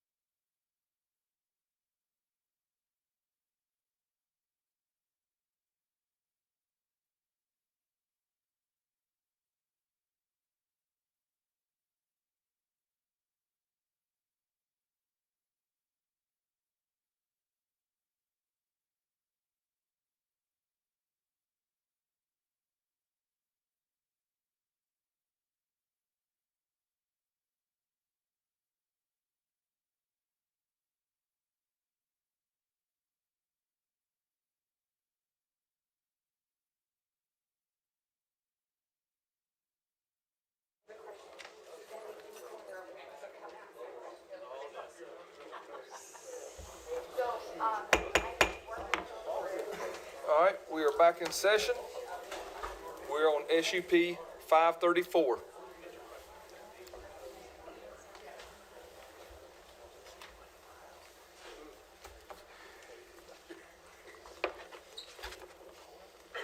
All right, the first evidentiary hearing we have for you tonight, special use permit number 534, SCI North Carolina Funeral Services is the applicant in this case, and this is a request for a special use permit for a funeral home. That is special use in the Eastern Lincoln Development District overlay. And you might recall we had a public hearing for this same property to rezone it to general business to facilitate this potential approval of a special use permit. So the rezoning is required before this could be approved. So we'll have the public hearing tonight, but not a final decision this evening. This request involves a 3.73 acre site comprised of 2 tax parcels located on the east side of NC 16 Business, about 500 feet south of Water Oaks Drive, just north of the intersection with North Pilot Knob Road in Catawba Springs Township. As I mentioned, one of these parcels is located in a neighborhood business district. The other is located in a conditionally zoned general industrial district. And there was that public hearing just a few moments ago for that rezoning. The applicant is proposing to combine these parcels and you can see on their proposed site plan included as the last page of your packet, how they propose to develop the site with the approximate location of buildings, driveways, parking areas, and they are anticipating needing a stormwater control measure because this site is located within the water supply watershed for Lake Norman. And so if this request is approved, the rezoning, and then this special use permit request, the applicant does anticipate being back before this board with another public hearing for the high density option permit for the stormwater approval. So this property is adjoined by parcels zoned residential and commercial recreational, transitional residential, general business, and neighborhood business, and properties in this area are used for industrial, business, residential, and civic purposes. The land use plan designates this area as a suburban commercial center, suitable for a variety of commercial uses. You have, in addition to the applicant's proposed site plan, you also have their proposed findings of fact. And I believe I've covered what I need to from the staff report, and I'll be happy to answer any questions that you have for me. Anyone have any questions for Jeremiah? Okay. Is the applicant here?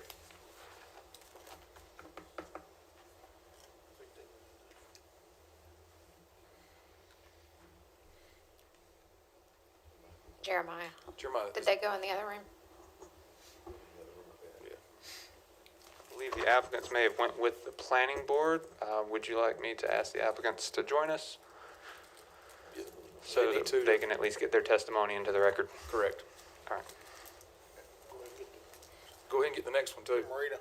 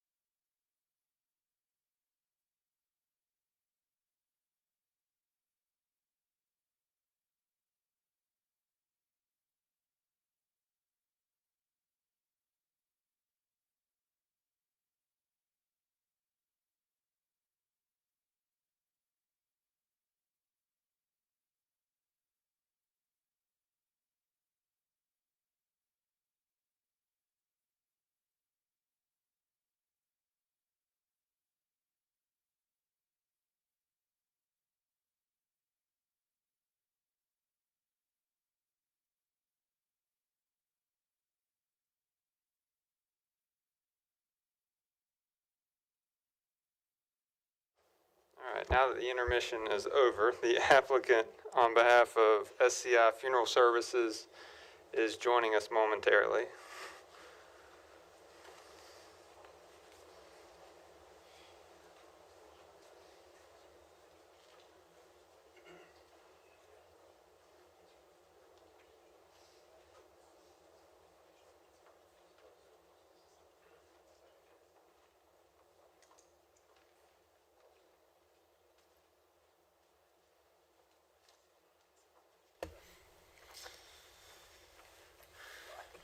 welcome back. Thank you. Apologies.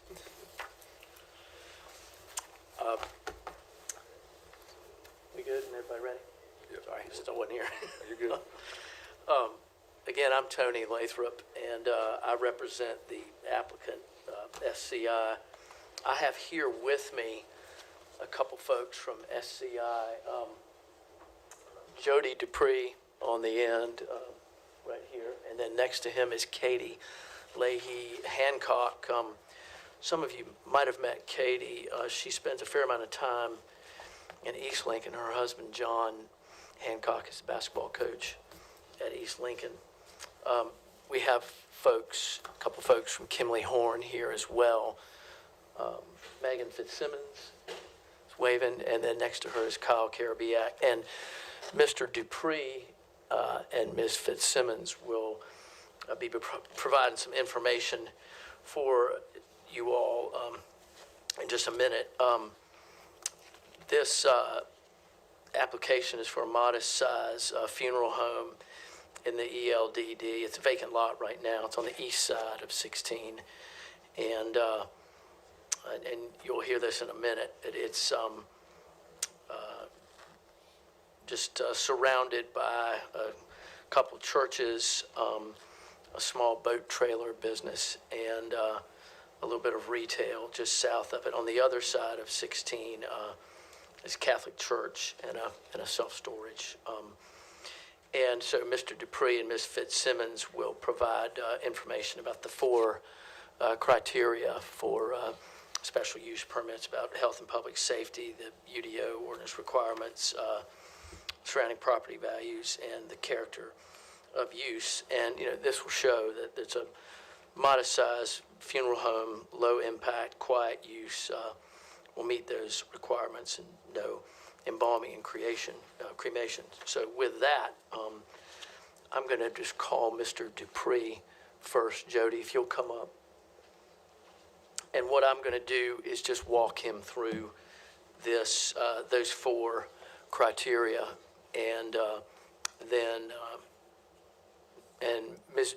Fitzsimmons will talk about the more technical one, number two mainly. So with that, in the interest of time, let's just keep moving.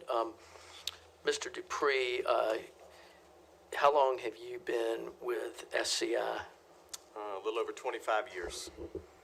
Great. And what is your job there? I am a licensed funeral director in North Carolina, but I am the director in charge of our North Carolina facilities in the Charlotte area, as well as Gastonia, Raleigh, Greensboro, those areas. And obviously you've had training and both on the job and otherwise to do the work that you do, correct? That is correct. And you got certifications? I'm licensed North Carolina funeral director. Got it. Okay. And a licensed North Carolina cemeterian. All right. Well, I'll just, for the record, tender Mr. Dupree is an expert in funeral homes and the funeral home business. But let me ask you about this particular prospect. And first, I want to talk about the number one for our four criteria, that the use won't materially endanger the public health or safety if located where proposed and developed according to the plan. So this will be a brand new funeral home, correct? It will be. It will be. It's not like we're closing another facility here in the area and opening this one. This is a brand new facility to the Denver area. And typically when you open a new funeral home, from day one when it's open and starting to operate, typically about how long does it take to get up to speed where it's to where you would expect it to be in terms of being used? Well, obviously, we'd like for it to be very quickly, but usually what that happens is over time. We design these and intend for it to maximize how busy it is over about a 5-year period. And how many folks will be employed and working there each day? On a day-to-day basis, typically there'll be 2, maybe 3 people in the building at any given time who are employees. And there won't be any embalming or cremation there on site, correct? All decedent preparation and all cremation happens at our care center on the west side of Charlotte. And so in a given week, once it's up to speed, after, obviously, the sooner the better, but Sure. if it was whenever that is, say it's 5 years, in a given week, would it be fair to say you'll have 2 to 3 services per week? Is that the That's number? right. At our facility, probably 2 to 3. Some services, especially anything that would be larger than that, almost always happen at churches. But at our facility, 2 to 3 a week would be expected after about 5 years. And so for each of those, only 2 to 3 per week, roughly about how many folks would you say would come? Obviously, it depends on the person who's passed away, but on average, anywhere from 30 to 40 people, 50 people sometimes will attend a funeral service. And so roughly, I mean, they don't all come in their own car. Roughly, how many cars would you find that would be coming in for a funeral? When I go to any of our funeral homes now, typical funeral service, there may be 25 or 30 cars, 35 if it's a really big funeral in a parking lot. And what days of the week will the funeral home be open? It'll be a 7-day-a-week business. I got it. And when they have a service there, typically about how long do they last? Service will last typically an hour and a half, usually, and they don't normally start until about 10:30, 11 in the morning, and maybe 2 in the afternoon. So would you have an opinion whether, I mean, this may be an obvious question, but would the funeral home endanger the public health or safety if located where proposed? Well, no, I wouldn't think so. All right, well then let's switch over. I'm going to take you to item number 3 about the use won't substantially injure the value of the adjoining or abutting property. No. So I'll just start out, what's your opinion about that?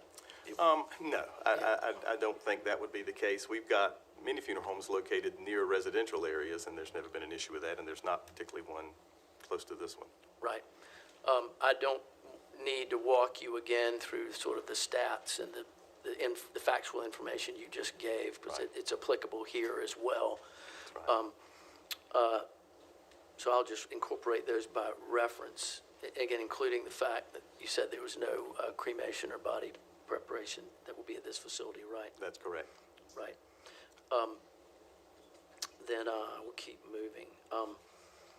The last point is that the location and the character of the use, if developed according to the plan as submitted, will be in harmony with the area in which it's to be located, will be in general conformity with the land use plan. And I understand, I'm not going to really ask you about the land use plan because that's more technical, and I'll ask Megan about that. Thank you. But more about harmony. So the surrounding uses, I think maybe Jeremy, anyway, I think we talked about that. There are like a boat trailer business, a little bit of retail, a couple churches, mini storage across the street, and another church across the street, correct? That's right. So do you have an opinion about whether this funeral home would essentially be in harmony with those surrounding businesses? I think that it would be in harmony, and we would build this, obviously, to fit the aesthetic of the area. Sure. And by that, you just mean sort of the facade of it and how it looks? The external elevations, we'd want to be in harmony with the way things look in that general area. Right. All right. I don't have anything else for you right now, but I would reserve the right, to ask you some more if there's some questions that come up. Any of you all have questions for questions to me? I do. Do you think that you could manage your services around the school traffic hours? Because that's going to happen like at 7 o'clock in the morning and 3 o'clock in the afternoon. And I'm not suggesting that you have to. I'm just saying if you don't, you're going to be stuck. No, I know. Typically, obviously, the ones in the morning, 7 o'clock in the morning is not an issue. Most of the services, as I said, are 10 or 11 o'clock in the morning. More often than not, at a funeral home, that morning service is what happens, and then we go somewhere. If there's going to be a burial, we go somewhere for a burial. If it's not a service, if it's a cremation and it's not a burial following it, it's typically not quite as lengthy. a service, so people getting in and out are pretty easy. And then the other thing that happens at the funeral home more often than not is something like a visitation, and those are usually at night, 7 to 9 o'clock, so that's not going to interfere with anybody. Thank you. I mean, you understand I understand exactly, absolutely. anybody that lives in Denver for more than 15 minutes understands it. I know. I get you. All right, well, thank you, Jody. Thank you.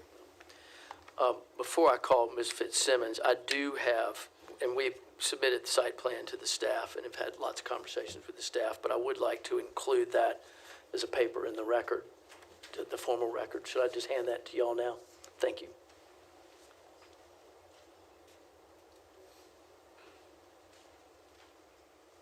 Ms. Fitzsimmons?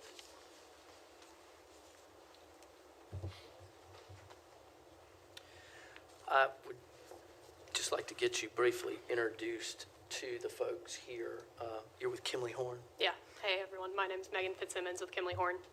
and what's your job at Kimley Horn? I'm a licensed civil engineer. I've been at the firm for almost 9 years in August.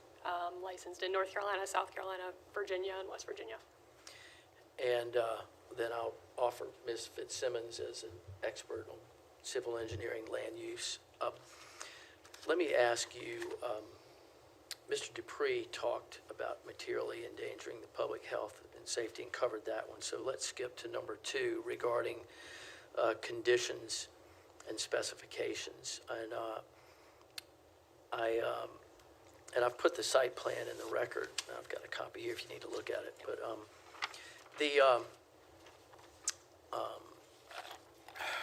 does the proposed use meet the required conditions and specifications set forth in the Lincoln County UDO for the East Lincoln Development District? It does. Yep. We've gone through a pre-application meeting with Lincoln County already. We've gotten comments back from staff and have addressed those in our preliminary site plan that we have attached to the record here. We're meeting all the required setbacks, all the required buffers. We've got a stormwater facility planned for the site as well. I've taken all comments and incorporated them at least into the preliminary plan and plan to go through, obviously, the process to get permits after the approval of this request, if it does go through. So in particular, it'll comply with the general site design requirements in UDO 2.4.8B1, right? Correct, yes. And this use of the funeral home is permitted by right in the BG zoning and permitted in the ELDD. Correct. Yeah, it's permitted by right in the zoning. The only reason we're requesting a special use permit for the site is because of the funeral home use adjacent to residential property zonings. There's no residential properties adjacent to the use, but they're still zoned residential in present day, and so that requires us to go through this process and bring this site to you. Right, and on the same side, just to refresh, I think we indicated there's the boat trailer business on one side of this wooded area, and on the other side is a bit of retail and a church kind of behind it. And then on the other side of the street, the Catholic church and a mini storage or self-storage. Correct, yep. Right. And with respect to the building and architectural standards, it'll comply with the ELDD standards in the UDO 2.5.1, correct? That is correct, yep. And then with respect to the site development standards, those will comply with the ELDD standards in UDO 2.5.1 with a low impact design, correct? Correct, yep. The plan is proposed to meet all code requirements and obviously go through that process through Lincoln County once we get through this requirement as well. Let me switch then and ask you about the value of the adjoining and abutting property. That's criteria number 3. Do you have an opinion about whether this will substantially injure the value of any adjoining or abutting property by adhering to the regs in the ELDD? No, it seems like a similar use to the uses that are adjacent to us. The future land use plan shows this site as suburban commercial. The site fits well within that future land use plan of what this area was intended to be. And then every surrounding property adjacent to the site is also in that suburban commercial future land use plan. So all seems to jive with what the intent of this area was in the future, and the surrounding uses that are there today. And the future land use, I think you just said, aligns with those nearby uses, correct? Correct. And the nearby properties have a mix of BN and residential zonings. It's business uses, correct? Sort of light business uses or institutional like churches. Yep. The property's being rezoned to BG because it's slightly above 10,000 Yes, that square is feet for the correct. building. The interior square footage is under that 10,000, but there are 2 covered outdoor areas as well that are putting us over that 10,000 square feet. So that's why we're requesting BG as opposed to BN. And again, it aligns with the suburban commercial character of the future land use plan. It does, that's correct. All right, let's switch to the last one. The location and character of use, if developed according to the plan as submitted, will be in harmony with the area in which it's located and be in general conformity with the land use plan. So let me ask you about number one, will it be in general conformity with the land use plan and align with that plan in the suburban commercial? Yes, it will. And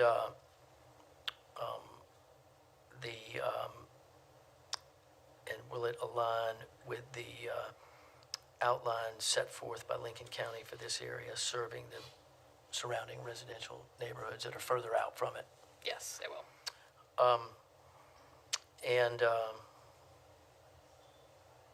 Let's see.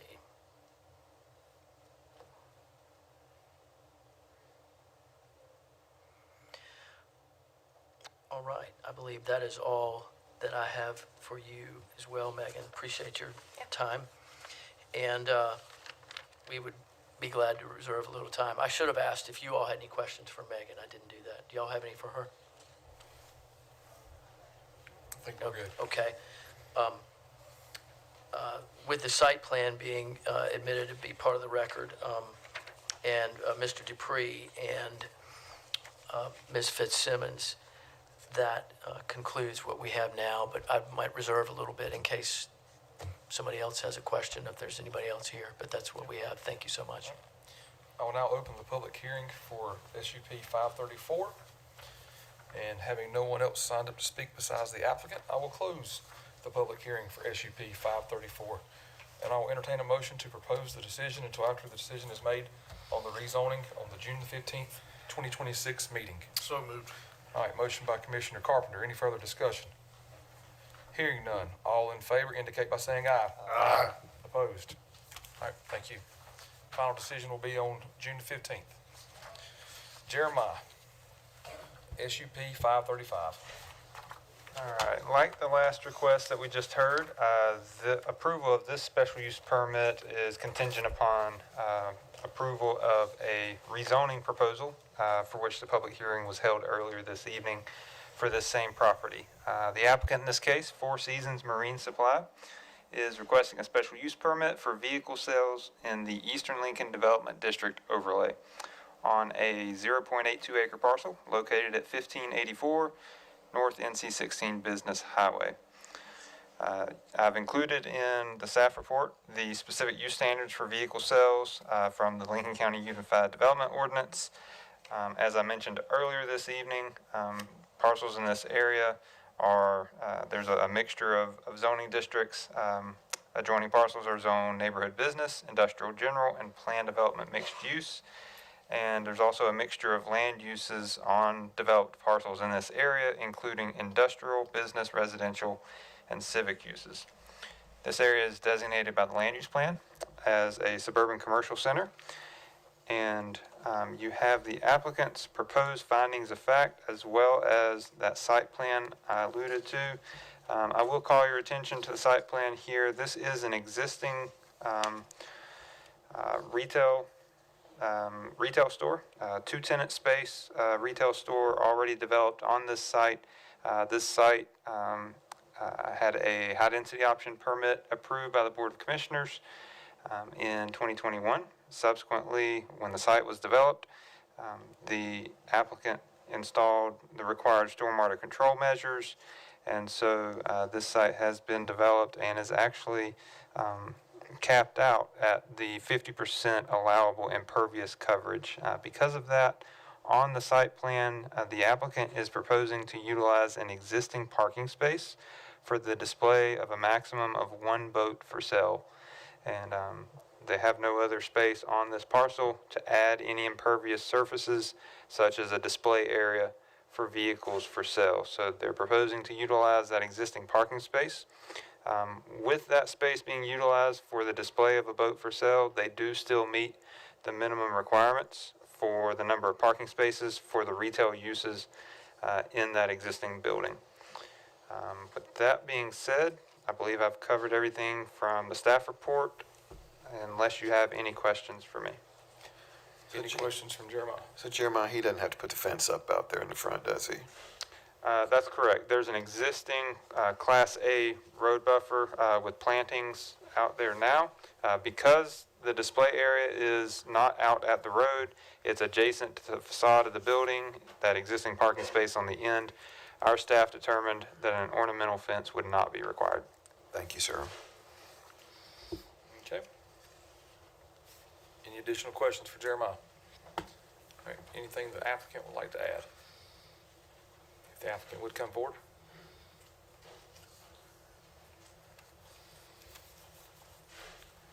Yes, I'd like to add that, as I stated before, I mean, we've made a tremendous improvement in the marine supply business.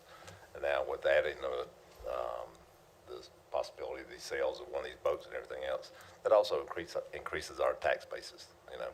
And that's one thing that we're looking at too. And whenever we started this whole process off, we want to do everything the right way. You know, we didn't want to do any underhanded kind of sales or anything else. So that's why we came before the Planning Commission and tried to do as best we could, you know. We appreciate that. All right, we appreciate it. Thank you, Mr. Sykes. All right, one additional question. Did you prepare the proposed findings of facts that were submitted with your application? Yes, ma'am. And do you wish to incorporate those as part of your testimony? Yes, ma'am. Thank you. Okay. Any other questions? I believe that's it. I'll now open the public hearing for SUP 535, Four Seasons Marine Supply. Having no one else signed up to speak, I will now declare the public hearing closed for SUP 535. And I'll entertain a motion to postpone the decision until after decision is made on the rezoning for the June the 15th, 2026 meeting. So moved. All right, motion by Commissioner Patton. Any further discussion? Hearing none. All in favor indicate by saying aye. Aye. All right, it is postponed. Final decision will be made on June the 15th. Thank you. All right, now we'll go on to SP 2026-1, Lake Forest Community Church. This is a request for approval of a major site plan with an alternative parking plan on an existing church campus where there is a proposed expansion of the existing church on this property. This request involves a 39.5 acre site located at 2204 St. James Church Road in Catawba Springs Township, located in the residential transitional zoning district. The UDO contemplates this scenario in Article 3, specifically Section 3.6.3D1.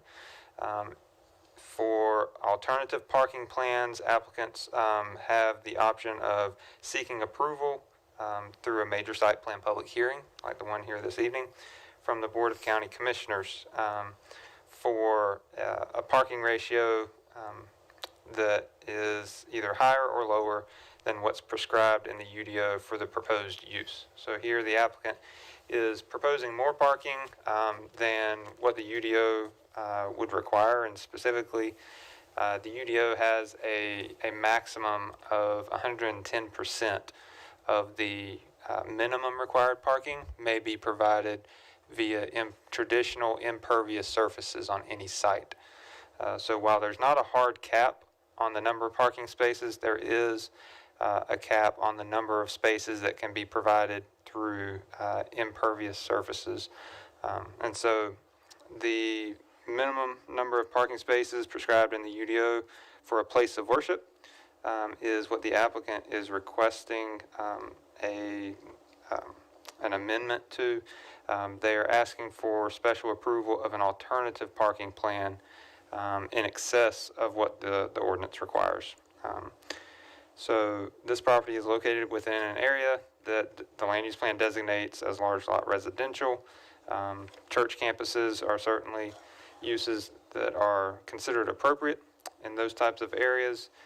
You have included in your packet, the second page of your packet there, the considerations that the commissioners are to give on any major site plan. If this were an administrative review, these are the same list of considerations that our staff is required to make when determining whether to approve or deny a site plan.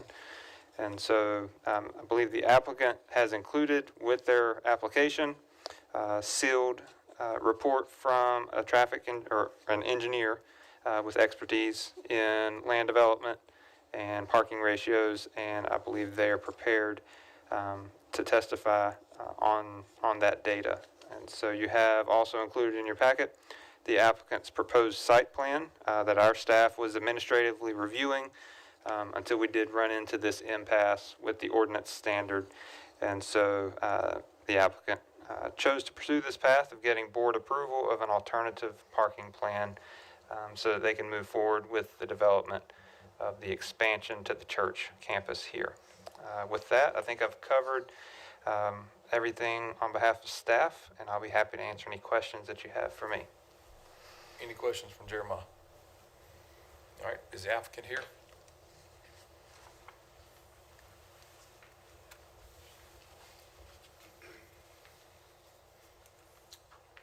Good evening, Mr. Chairman and Commissioners. My name is Rob Brown. I live at 3978 Lakeshore Road South in Denver. That's in the Westport community.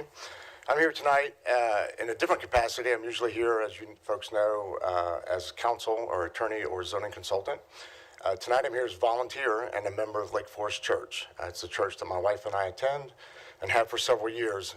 Over the past 2 years, I've served on the Building Expansion Committee that's chaired by Bruce Phillips, who's with us tonight, and also have Dave Lutz with CES. He's our engineer, and he'll be providing the technical testimony. I just wanted to give you a broad overview. Our church is, like many churches in the area, has grown. Attendance has increased drastically over the last several years. This is a fairly new building that we're in, and we already have the need to double the capacity of our building. Wanting to increase our seating to 975 seats from its current 400 and change. The reason we're asking for this additional parking is because with the increased capacity of the church, obviously you have to have the parking to accommodate that. We're currently running 3 services on Sundays. We're hoping to, with this expansion, to cut that down maybe to 2, hopefully maybe to 1, depending on some of these approvals that we're requesting tonight. I think this past Christmas we ran 7 services to accommodate the needs of all those that wanted to attend our church. On this last slide, I did want to point out before Dave comes up, if you'll notice, I'm sorry, the slide you were just on, right there. This, as Jeremiah mentioned, this is almost 40 acres. It's 39.5 acres of property.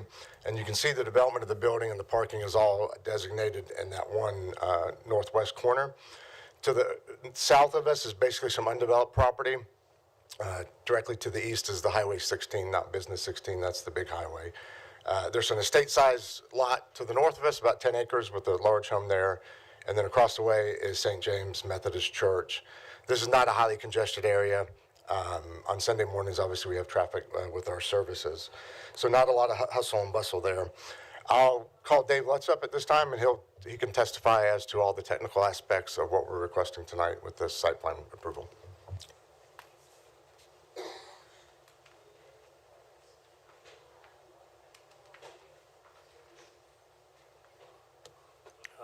Good evening, Mr. Chairman, Commissioners. My name is Dave Lutz. Live at 7890 Silver Jade Lane, Denver, North Carolina. I'm here to, as Rob said, to request 453 parking spots. The minimum required is 325 on this site, with an extra 10% is allowed, would put it at 357.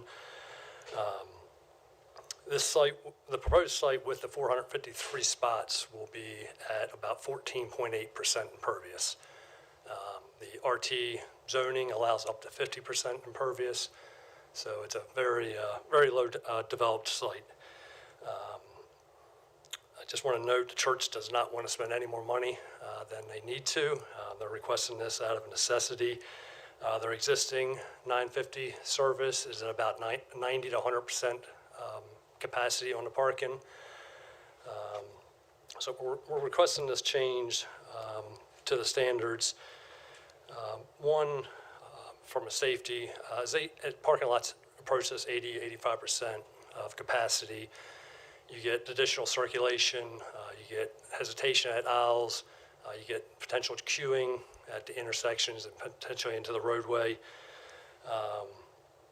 Similar to seats in a church, once you hit that 80% capacity, it sends a message to people that we don't have room for you. And that's the last thing we want to do in a church, in the parking or in the seating.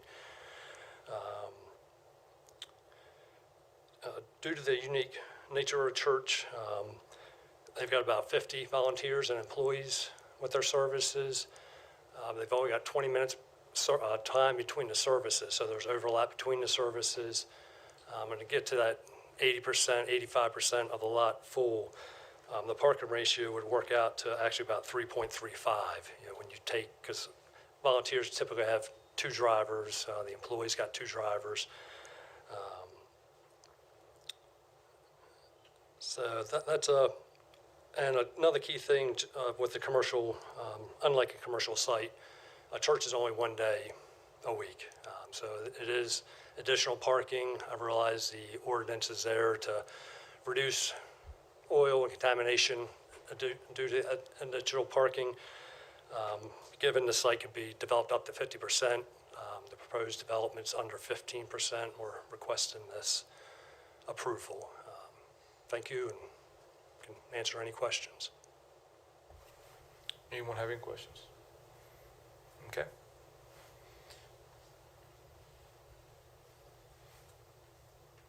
I'm sorry. They've already done it. They've already. Yeah, there are no findings of fact on this. This just shows that they've met the requirement under the UDO. Sounds good. All right. Thank you. And now I'll open the public hearing for SUP 2026-1. And we have Stanley Roseborough signed up to speak.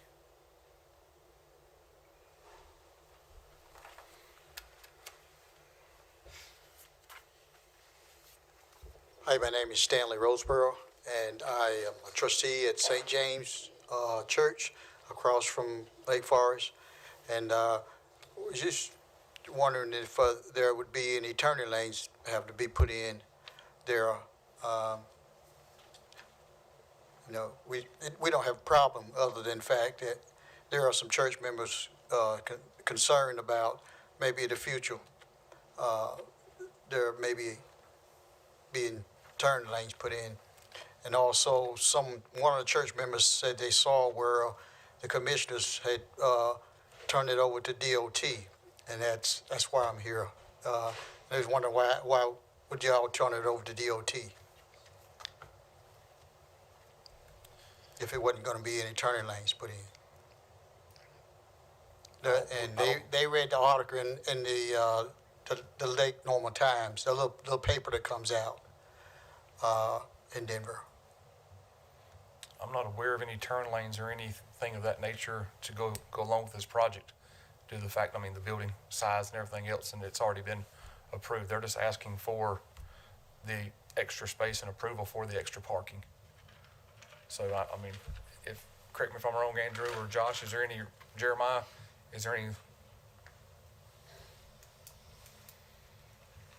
So any turn lanes associated with the approval of a driveway permit here would be at the discretion of the North Carolina Department of Transportation. Maybe Mr. Lutz can speak to whether or not an amended driveway permit has been issued yet.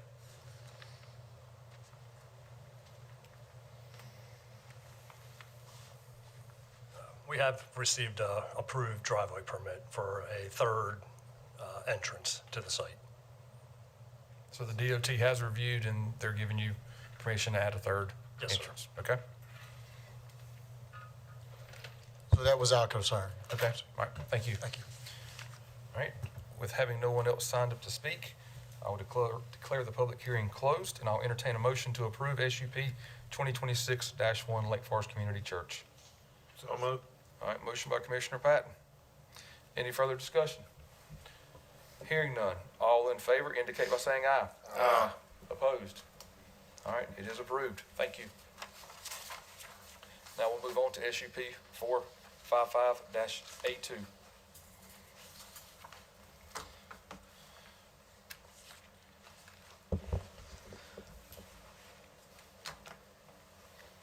All right, the applicant in this case, DCA Properties of Denver LLC, is requesting to amend a special use permit for a school campus that's located in the General Business District, and that's also located in the Eastern Lincoln Development District overlay.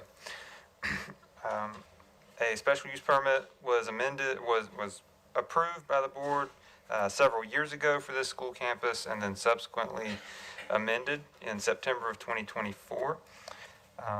And so the proposed amendments on this application include the addition of 7,200 square feet to an existing classroom building, and the removal of a previously approved 14,300 square foot building on a separate area of the campus.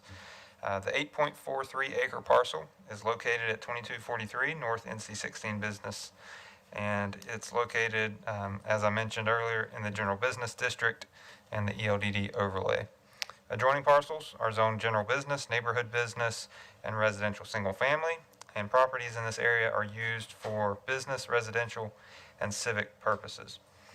The land use plan designates this area as a special district suitable for educational, institutional, and government facilities. Another portion of this parcel is located in a suburban commercial center. And so you have some specific use standards from the UDO for schools included in your packet, as well as the applicant's proposed site plan and proposed findings of fact. The site plan, the very last page of your packet, demonstrates that the existing access off of Charter Lane is to continue to be used. The existing accesses off of Old Post Road are proposed to continue to be used. And if you have any questions about any changes internal to the site, I'm sure the applicant can provide details on that. And with that, I'll be happy to answer any questions you have for me on behalf of the planning staff. Any questions from Jeremiah? Yes, sir. So back in 2024, we approved a certain size school. Am I correct in that they're now downsizing that? Is that what I hear? So there's the I'm building sorry, footprint. just a little confused. Yeah, sure. The building footprint on the structure in question has been amended a couple of times. And so this, if I'm not mistaken, I'll certainly let the applicant clarify or confirm, this would technically be a decrease in overall footprint from what was previously approved. But I'll certainly let the applicant speak to that. That'd be great. Thank you. Any additional questions for Jeremiah? Okay, is the applicant here?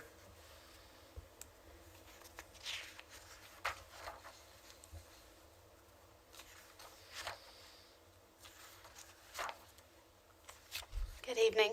I'm Cresta Pedicino, head of school at Denver Christian Academy. Can answer any questions you might have. So the school came to us back in '24, Yes, sir. and they wanted a certain size building. Yes. And now we have a smaller building. Yes. So our plans in 2024, we were looking at building in specific stages to increase per grade level, so to speak. At this point, we're looking to add this on to, because we're growing from kinder and first and second, and we want to make sure that we have the appropriate space when they get into that middle school grade range instead of adding a high school on at this point. So you'll come back to us and ask about a high school sometime way down the road? Possibly. Okey It depends. dokey. So it's actually going to cause less traffic because you're going to have less people right now. Yes, absolutely. Super duper. That's it. Any That's all other That's all I've questions? got. Just out of curiosity, it looks like on the overhead right now, there's a retention pond on the, if you were coming in that Charter Drive past somewhere between the parking lot and the existing outdoor recreation. Is that still there? Or has that been filled in? I will actually let Sean Calderon answer that. I can answer any questions about the program and all of that, but since Mike is not here, I'd like to defer to Sean for that.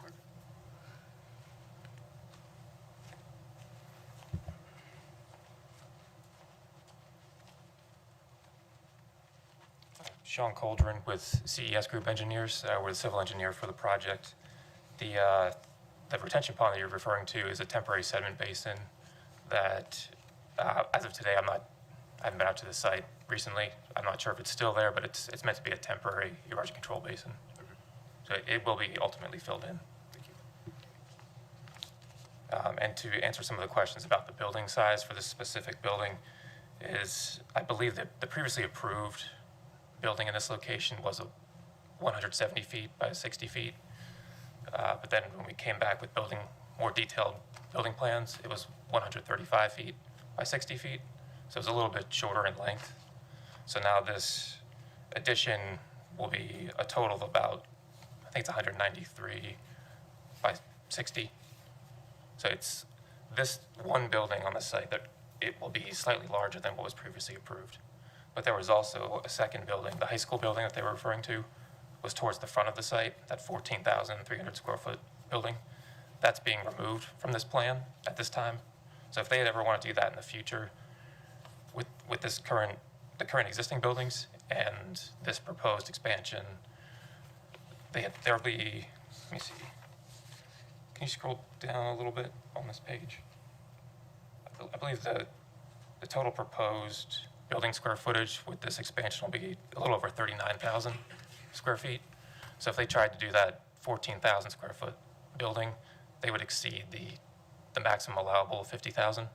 So they would have to come back for a plan development application at that time. So we'd be back before you again in the future.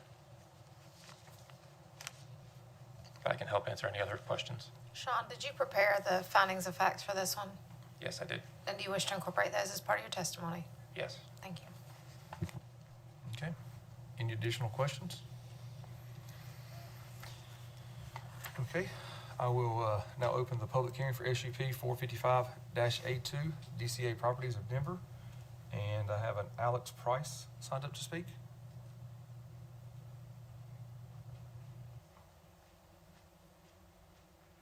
Good evening, y'all. I'm technically with the applicant. My name is Alex Price. I'm the K-12 principal at DCA, and so I was here for moral support, and if there's any questions, I'd love to answer them.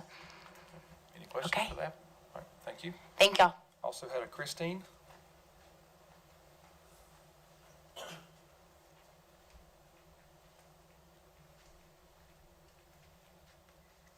Hello. Oh, I gotta lower it, sorry. I am just here, I just have a couple questions for clarification, so I don't know if you guys can answer those questions for me.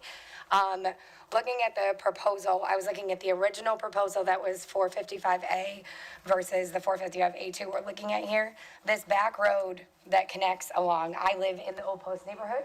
And we were just looking for clarification as to where that road is going to be dumping out, because we currently have it, pick up and drop off is getting affected by the Old Post neighborhood, and we can't get in and out. Emergency vehicles can't get in and out during the 7 to 8 a.m. or the 2 to 4 p.m. timeframe, and we've had some issues. So we just want to clarify that we're going to be not having that anymore, and it's going to be going back to the charter lane.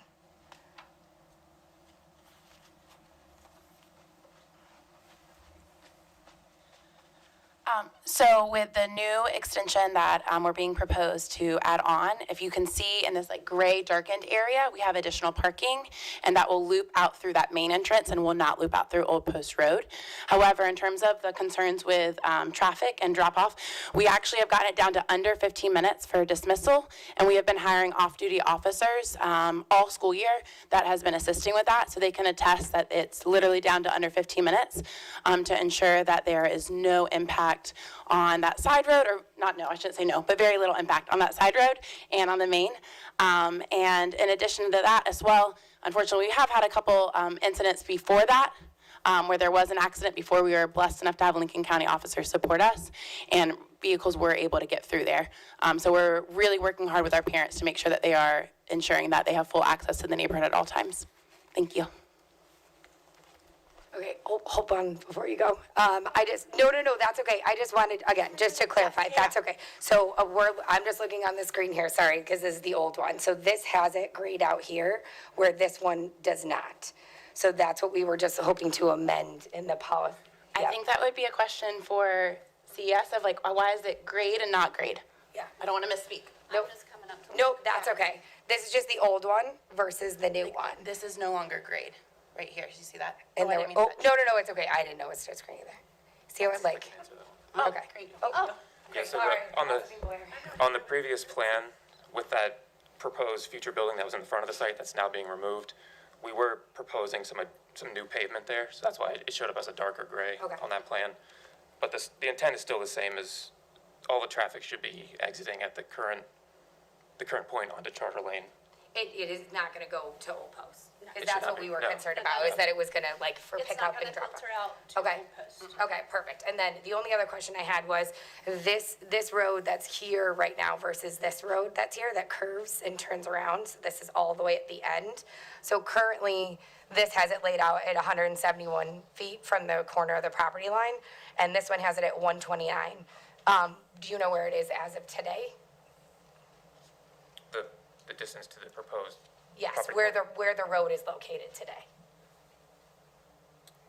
Where the road is located today is in the final location. So the building will be built in Correct. that existing. So that was paved prior to the approval. It was shown on the approved site plans that were This- submitted to the county. This is the approved This site is, plans. well, yeah, this is I guess a site-specific special use permit plan for the general kind of, Jared might be able to explain it better, but. it's more Are of you a- referring to the back road? Where Yes. Okay. Based on what I'm seeing right here, it looks like that darker area is proposed heavy-duty asphalt. Yes. So I'm thinking that road's gonna be in the same location, the asphalt's just gonna be updated to a heavier-duty asphalt pavement section. It was actually already poured and the curbs were put in and the shrubs were already done. That road is already complete as of today. No, Right here. Just talk about this. How this, on the previously approved special use permit plan, it was shown a certain distance from the property line, which is farther than what is shown now. Okay. But during the construction drawing permitting process, that driveway was shifted versus what was previously approved. So, we've obviously been talking about the plan, site-specific vesting plan that was approved in 2024 by the board. Following that approval, after that public hearing in 2024, complete construction drawings for site development were submitted to our department and reviewed. That's where we get into all of the technical review with a full-blown set of construction drawings. Our staff reviewed those, and there are certain administrative approvals that can be granted without coming back to the board. Some realignment of internal driveways, and so I think what we're seeing here is the result of there was some tweaking internally of the location of those driveways, but it was within the bounds of what's permitted for our staff to administratively approve without coming back to the board for a major modification through another public hearing process. I would like to ask a clarifying question of CES Group, if possible. I want to make sure I understand correctly. The access on Old Post Road, not the bus parking lot, but the access that proceeds to the rear of the classroom buildings. Am I understanding correctly, that will remain ingress only? That's correct, yeah. And so all traffic exiting this site would exit onto Charter Lane, correct? Yes. Okay, I don't know if that goes into like my minutes of saying anything. Do I get to state, or is that already in my minutes? I do. Those were just questions that I needed to ask. I tried to ask them ahead of time. I just didn't have them ahead of time. The biggest thing, I'm just here to represent our neighborhood. We have the school behind us. All of our families have children. We all love that the school is there behind us because we won't have a development or more homes or anything else that's back there. We, as a neighborhood, love to work with the school. The biggest thing that we are looking for and asking for from the school and from the board is to consider that traffic officer is at Charter Lane. It is not at our lane. So it is done at a different time, and if we're adding more kids to it, and as long as it's not coming up on Old Post, but it sounds like that's not happening, what if parents do still use that as an egress or as an entrance in and out? What are we supposed to do as a neighborhood, and what rights do we have when this is just getting approved? And obviously things are being tweaked and not being brought to the board, which I feel like we should be knowing about that as a neighborhood that touches this property.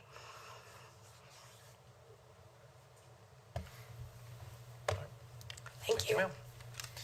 With having no one else signed up to speak, I will declare the public hearing closed, and I'll entertain a motion to approve the findings of fact as submitted by the applicant. So moved. All right, motion by Commissioner Carpenter. Any further discussion? Hearing none. All in favor indicate by saying aye. Aye. Opposed? No. All right, that was 4-1. Cecina in the no. I'll entertain a motion to approve SUP 455-A2 DCA properties based on the findings of fact. So moved. All right, motion by Commissioner Carpenter. Any further discussion? Hearing none. All in favor indicate by saying aye. Aye. Opposed? No. All right, 4-1, Cecina in the no. All right, it is approved. Thank you. Now we'll move on to WSSUP 41A Bloom.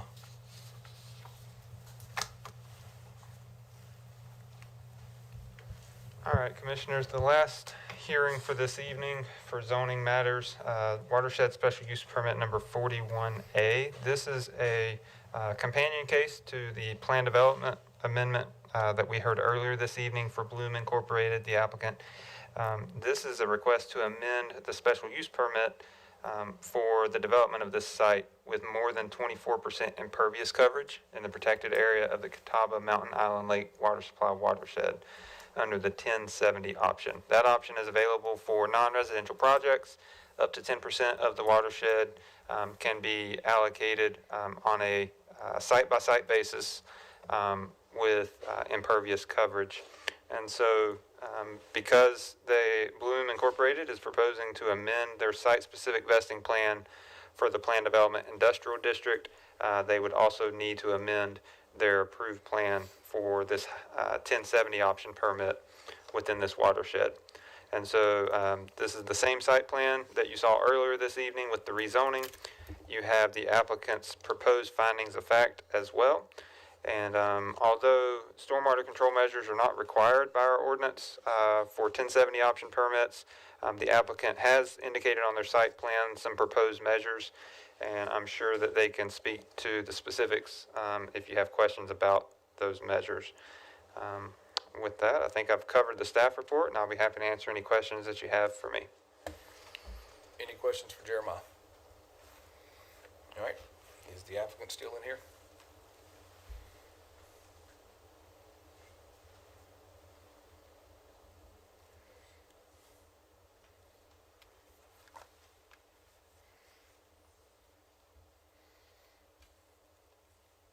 Hi, thank you, Alex Warwickis, Head of Project Management, here to answer any questions. Alex, did you prepare the proposed findings of fact that were submitted with the application? That was done through our engineering CES. Are they still here?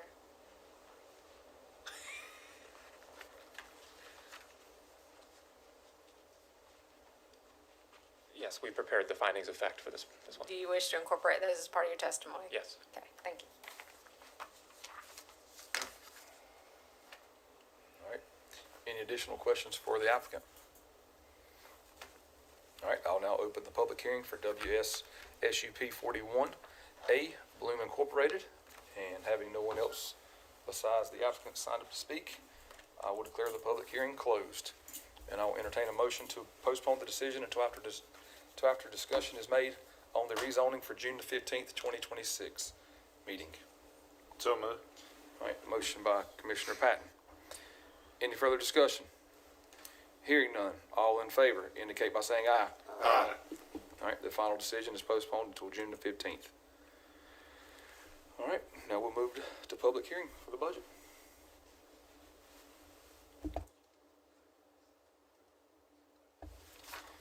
Now I'll open the public hearing for the fiscal year 2026-27 budget.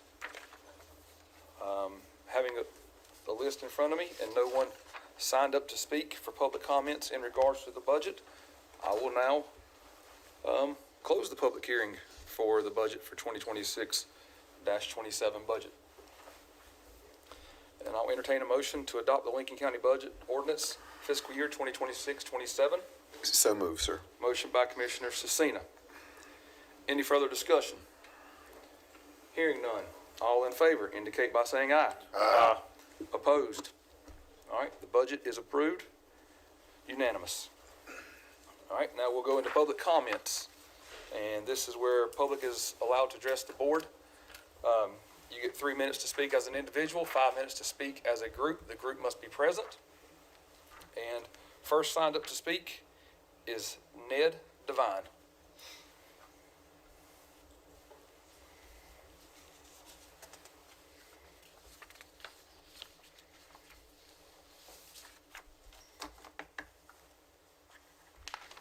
Ned Devine, 6972 Potter House Lane. Now, am I correct in that this is public comments about anything? This is public comments. This is not Public a Q&A. comments, great, This okay. is the public Well, comments. I'm gonna beat a dead dog just a little bit here. In the past month, the board, the county commissioners have approved in a 4-mile stretch of Highway 73, 464 dwellings. From the apartments at North Violet Knob all the way to Schrontz Road. 464 dwellings times 1.8 cars per dwelling, that's 835 cars y'all are allowed to be on a 4-mile stretch. Simple math tells you that's 200 cars a mile. Now, I don't know what the logic is in that, especially the development next to the high school, where the school board had to sell them 13 additional acres to make that work. That family owns land from the high school all the way to North Ingleside, and the school board sold them land that could be used to expand East Lincoln High School to make the development work. And what makes it worse is allowing them to use the bus parking, the driveway. That makes a lot of sense. I don't know what y'all had on your mind at the time when y'all approved that. I don't know what the school board, and we entrust them to educate our children. Brilliant minds up there. We've got folks that are scared of a certain family. This family's got a lot of land in East Lincoln and they want to get rid of it. So they come up with a development every so often, and if you don't approve it, well, we'll sue you. Well, now, Madam Counselor, is that a form of blackmail? If somebody holds that over your head, we're going to sue you? Do you know what the definition of detrimental is? Madam Counselor, do you know what that is? Detrimental? Do I need to read it to you? I would think all that kind of craziness going on is detrimental to the community. Now, you sit up there, you probably wish I just go sit down and shut up. But I'm not going to. I know you've done got your minds made up where you come in here, you vote, and there's four, well, one can be against it. Makes them look good to the constituents in our area. You've got to fight it. Of all the laws, regulations, and rules in Raleigh, there's got to be something somewhere they missed to where y'all can get a pause or a moratorium on this construction. Highway 73 parking lot. Of course, I don't know, any of y'all drive it? Do you care? Can the attorney look and see if there's anything can be done?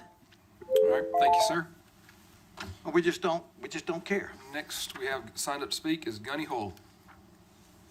Okay, thank you.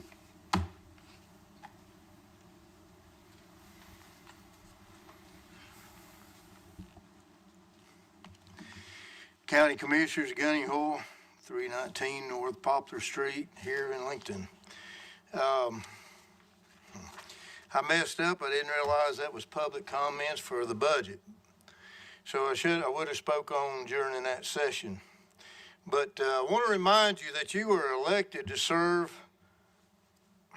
to the best interest of the people of Lincoln County.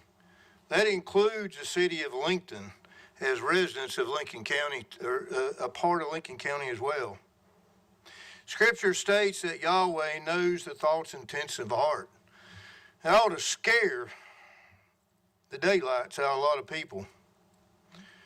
Because he also said, Yeshua, or Jesus said when he was questioned, what is the greatest commandment? And he said it's to love the Lord our God with all the heart, the soul, the mind, and strength. That's next to impossible to do unless we have his help. But he went on from there and said the second is to love your neighbor as yourself. We sure forgot that one. Many people believe they're good enough to go to heaven. Misnomer. They're greatly going to be disappointed and in great trouble because they don't believe in the first or the second. Scripture also says that the love of money is the root of all evil. So all evil that we have in our nation, in our county, we can go back and find out because the word is true that it has to do with money, which it also brings in bondage. It seems that Satan has filled your hearts with hate, which is evil, because this has come up time and time again, and our county attorney has failed the county and went against the city. This makes 3 times. So you voted for $15 million for a cat and dog house. Sounds like almost prostitution and wasting tax money. Then you voted to rob the city money of $1.3 million with the help of Mrs. Gilbert that ought to knew better from the city of Lincoln, which they was trying to have to, by state law, to make the budget balanced. And you pulled the rug out from under them in the last month, illegally, because it's against the law. And fortunately, for someone in the city or from another place, I'm understanding, they knew the law, and they come back and said, y'all could not do that. So I'd say the county attorney needs to be fired, and most of y'all who went against the city in this regard should be fired as well. The city, again, is part of the county. And you wasted our money of $15 million, so you had to get $1.3 million from the city.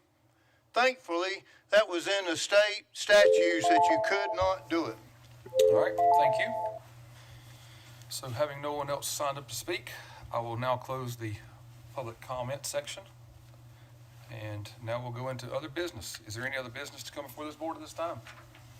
Just one quick item. On June 12th at 10 o'clock, our treatment court will have graduation. We have a veteran graduating this time. I would encourage you to come in and be a part of that graduation and see what goes on there. It's really a good deal, and you'll get a formal invitation, but if you can possibly be there, it'd be much appreciated. June the 12th at 10 o'clock. Thank you. I'd just like to say something for clarification, if you don't mind. I voted against the school expansion in 2024 because of some traffic issues that it was going to obviously entail. And so I felt it important to vote against it this time for consistency's sake. And I'm pleased to see that they are no longer going to be as big as they once were. But I still think it's going to, as close as it is to Lincoln Charter, I think it's going to cause us a lot of grief. And I felt like I needed to be consistent in my voting. Okay. Any other business? Mr. Chair, I have presented all of you with a copy of Change Order 7. This is for the on-call dispatch and on-call records implementation order dated December 22nd, 2021. This is with Hexagon Safety Infrastructure and Geospatial Division. As you all know, we went live in April. And some of the departments were not happy. So we have worked out with Hexagon a settlement on that and it is reducing the order value by $375,000. So the order value will be $1,955,015.79. As you all know, this project has been going on since 2021. So we are happy to see it reach an end. So I'm just asking for approval of change order 7 to be executed by the county manager. So I'll entertain a motion to approve change order number 7. So moved. All right, motion by Commissioner Carpenter. Any further discussion? Hearing none. All in favor indicate by saying aye. Aye. Opposed? All right, that is approved. All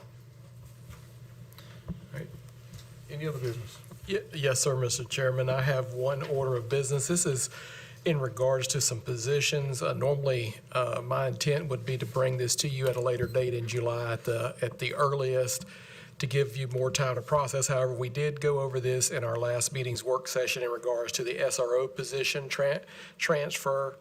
The city is still agreed with the sheriff's office to transfer SROs from the city into the sheriff's office to cover those schools within the city limit. I'm asking the board to approve 5 positions to allow us to do that properly.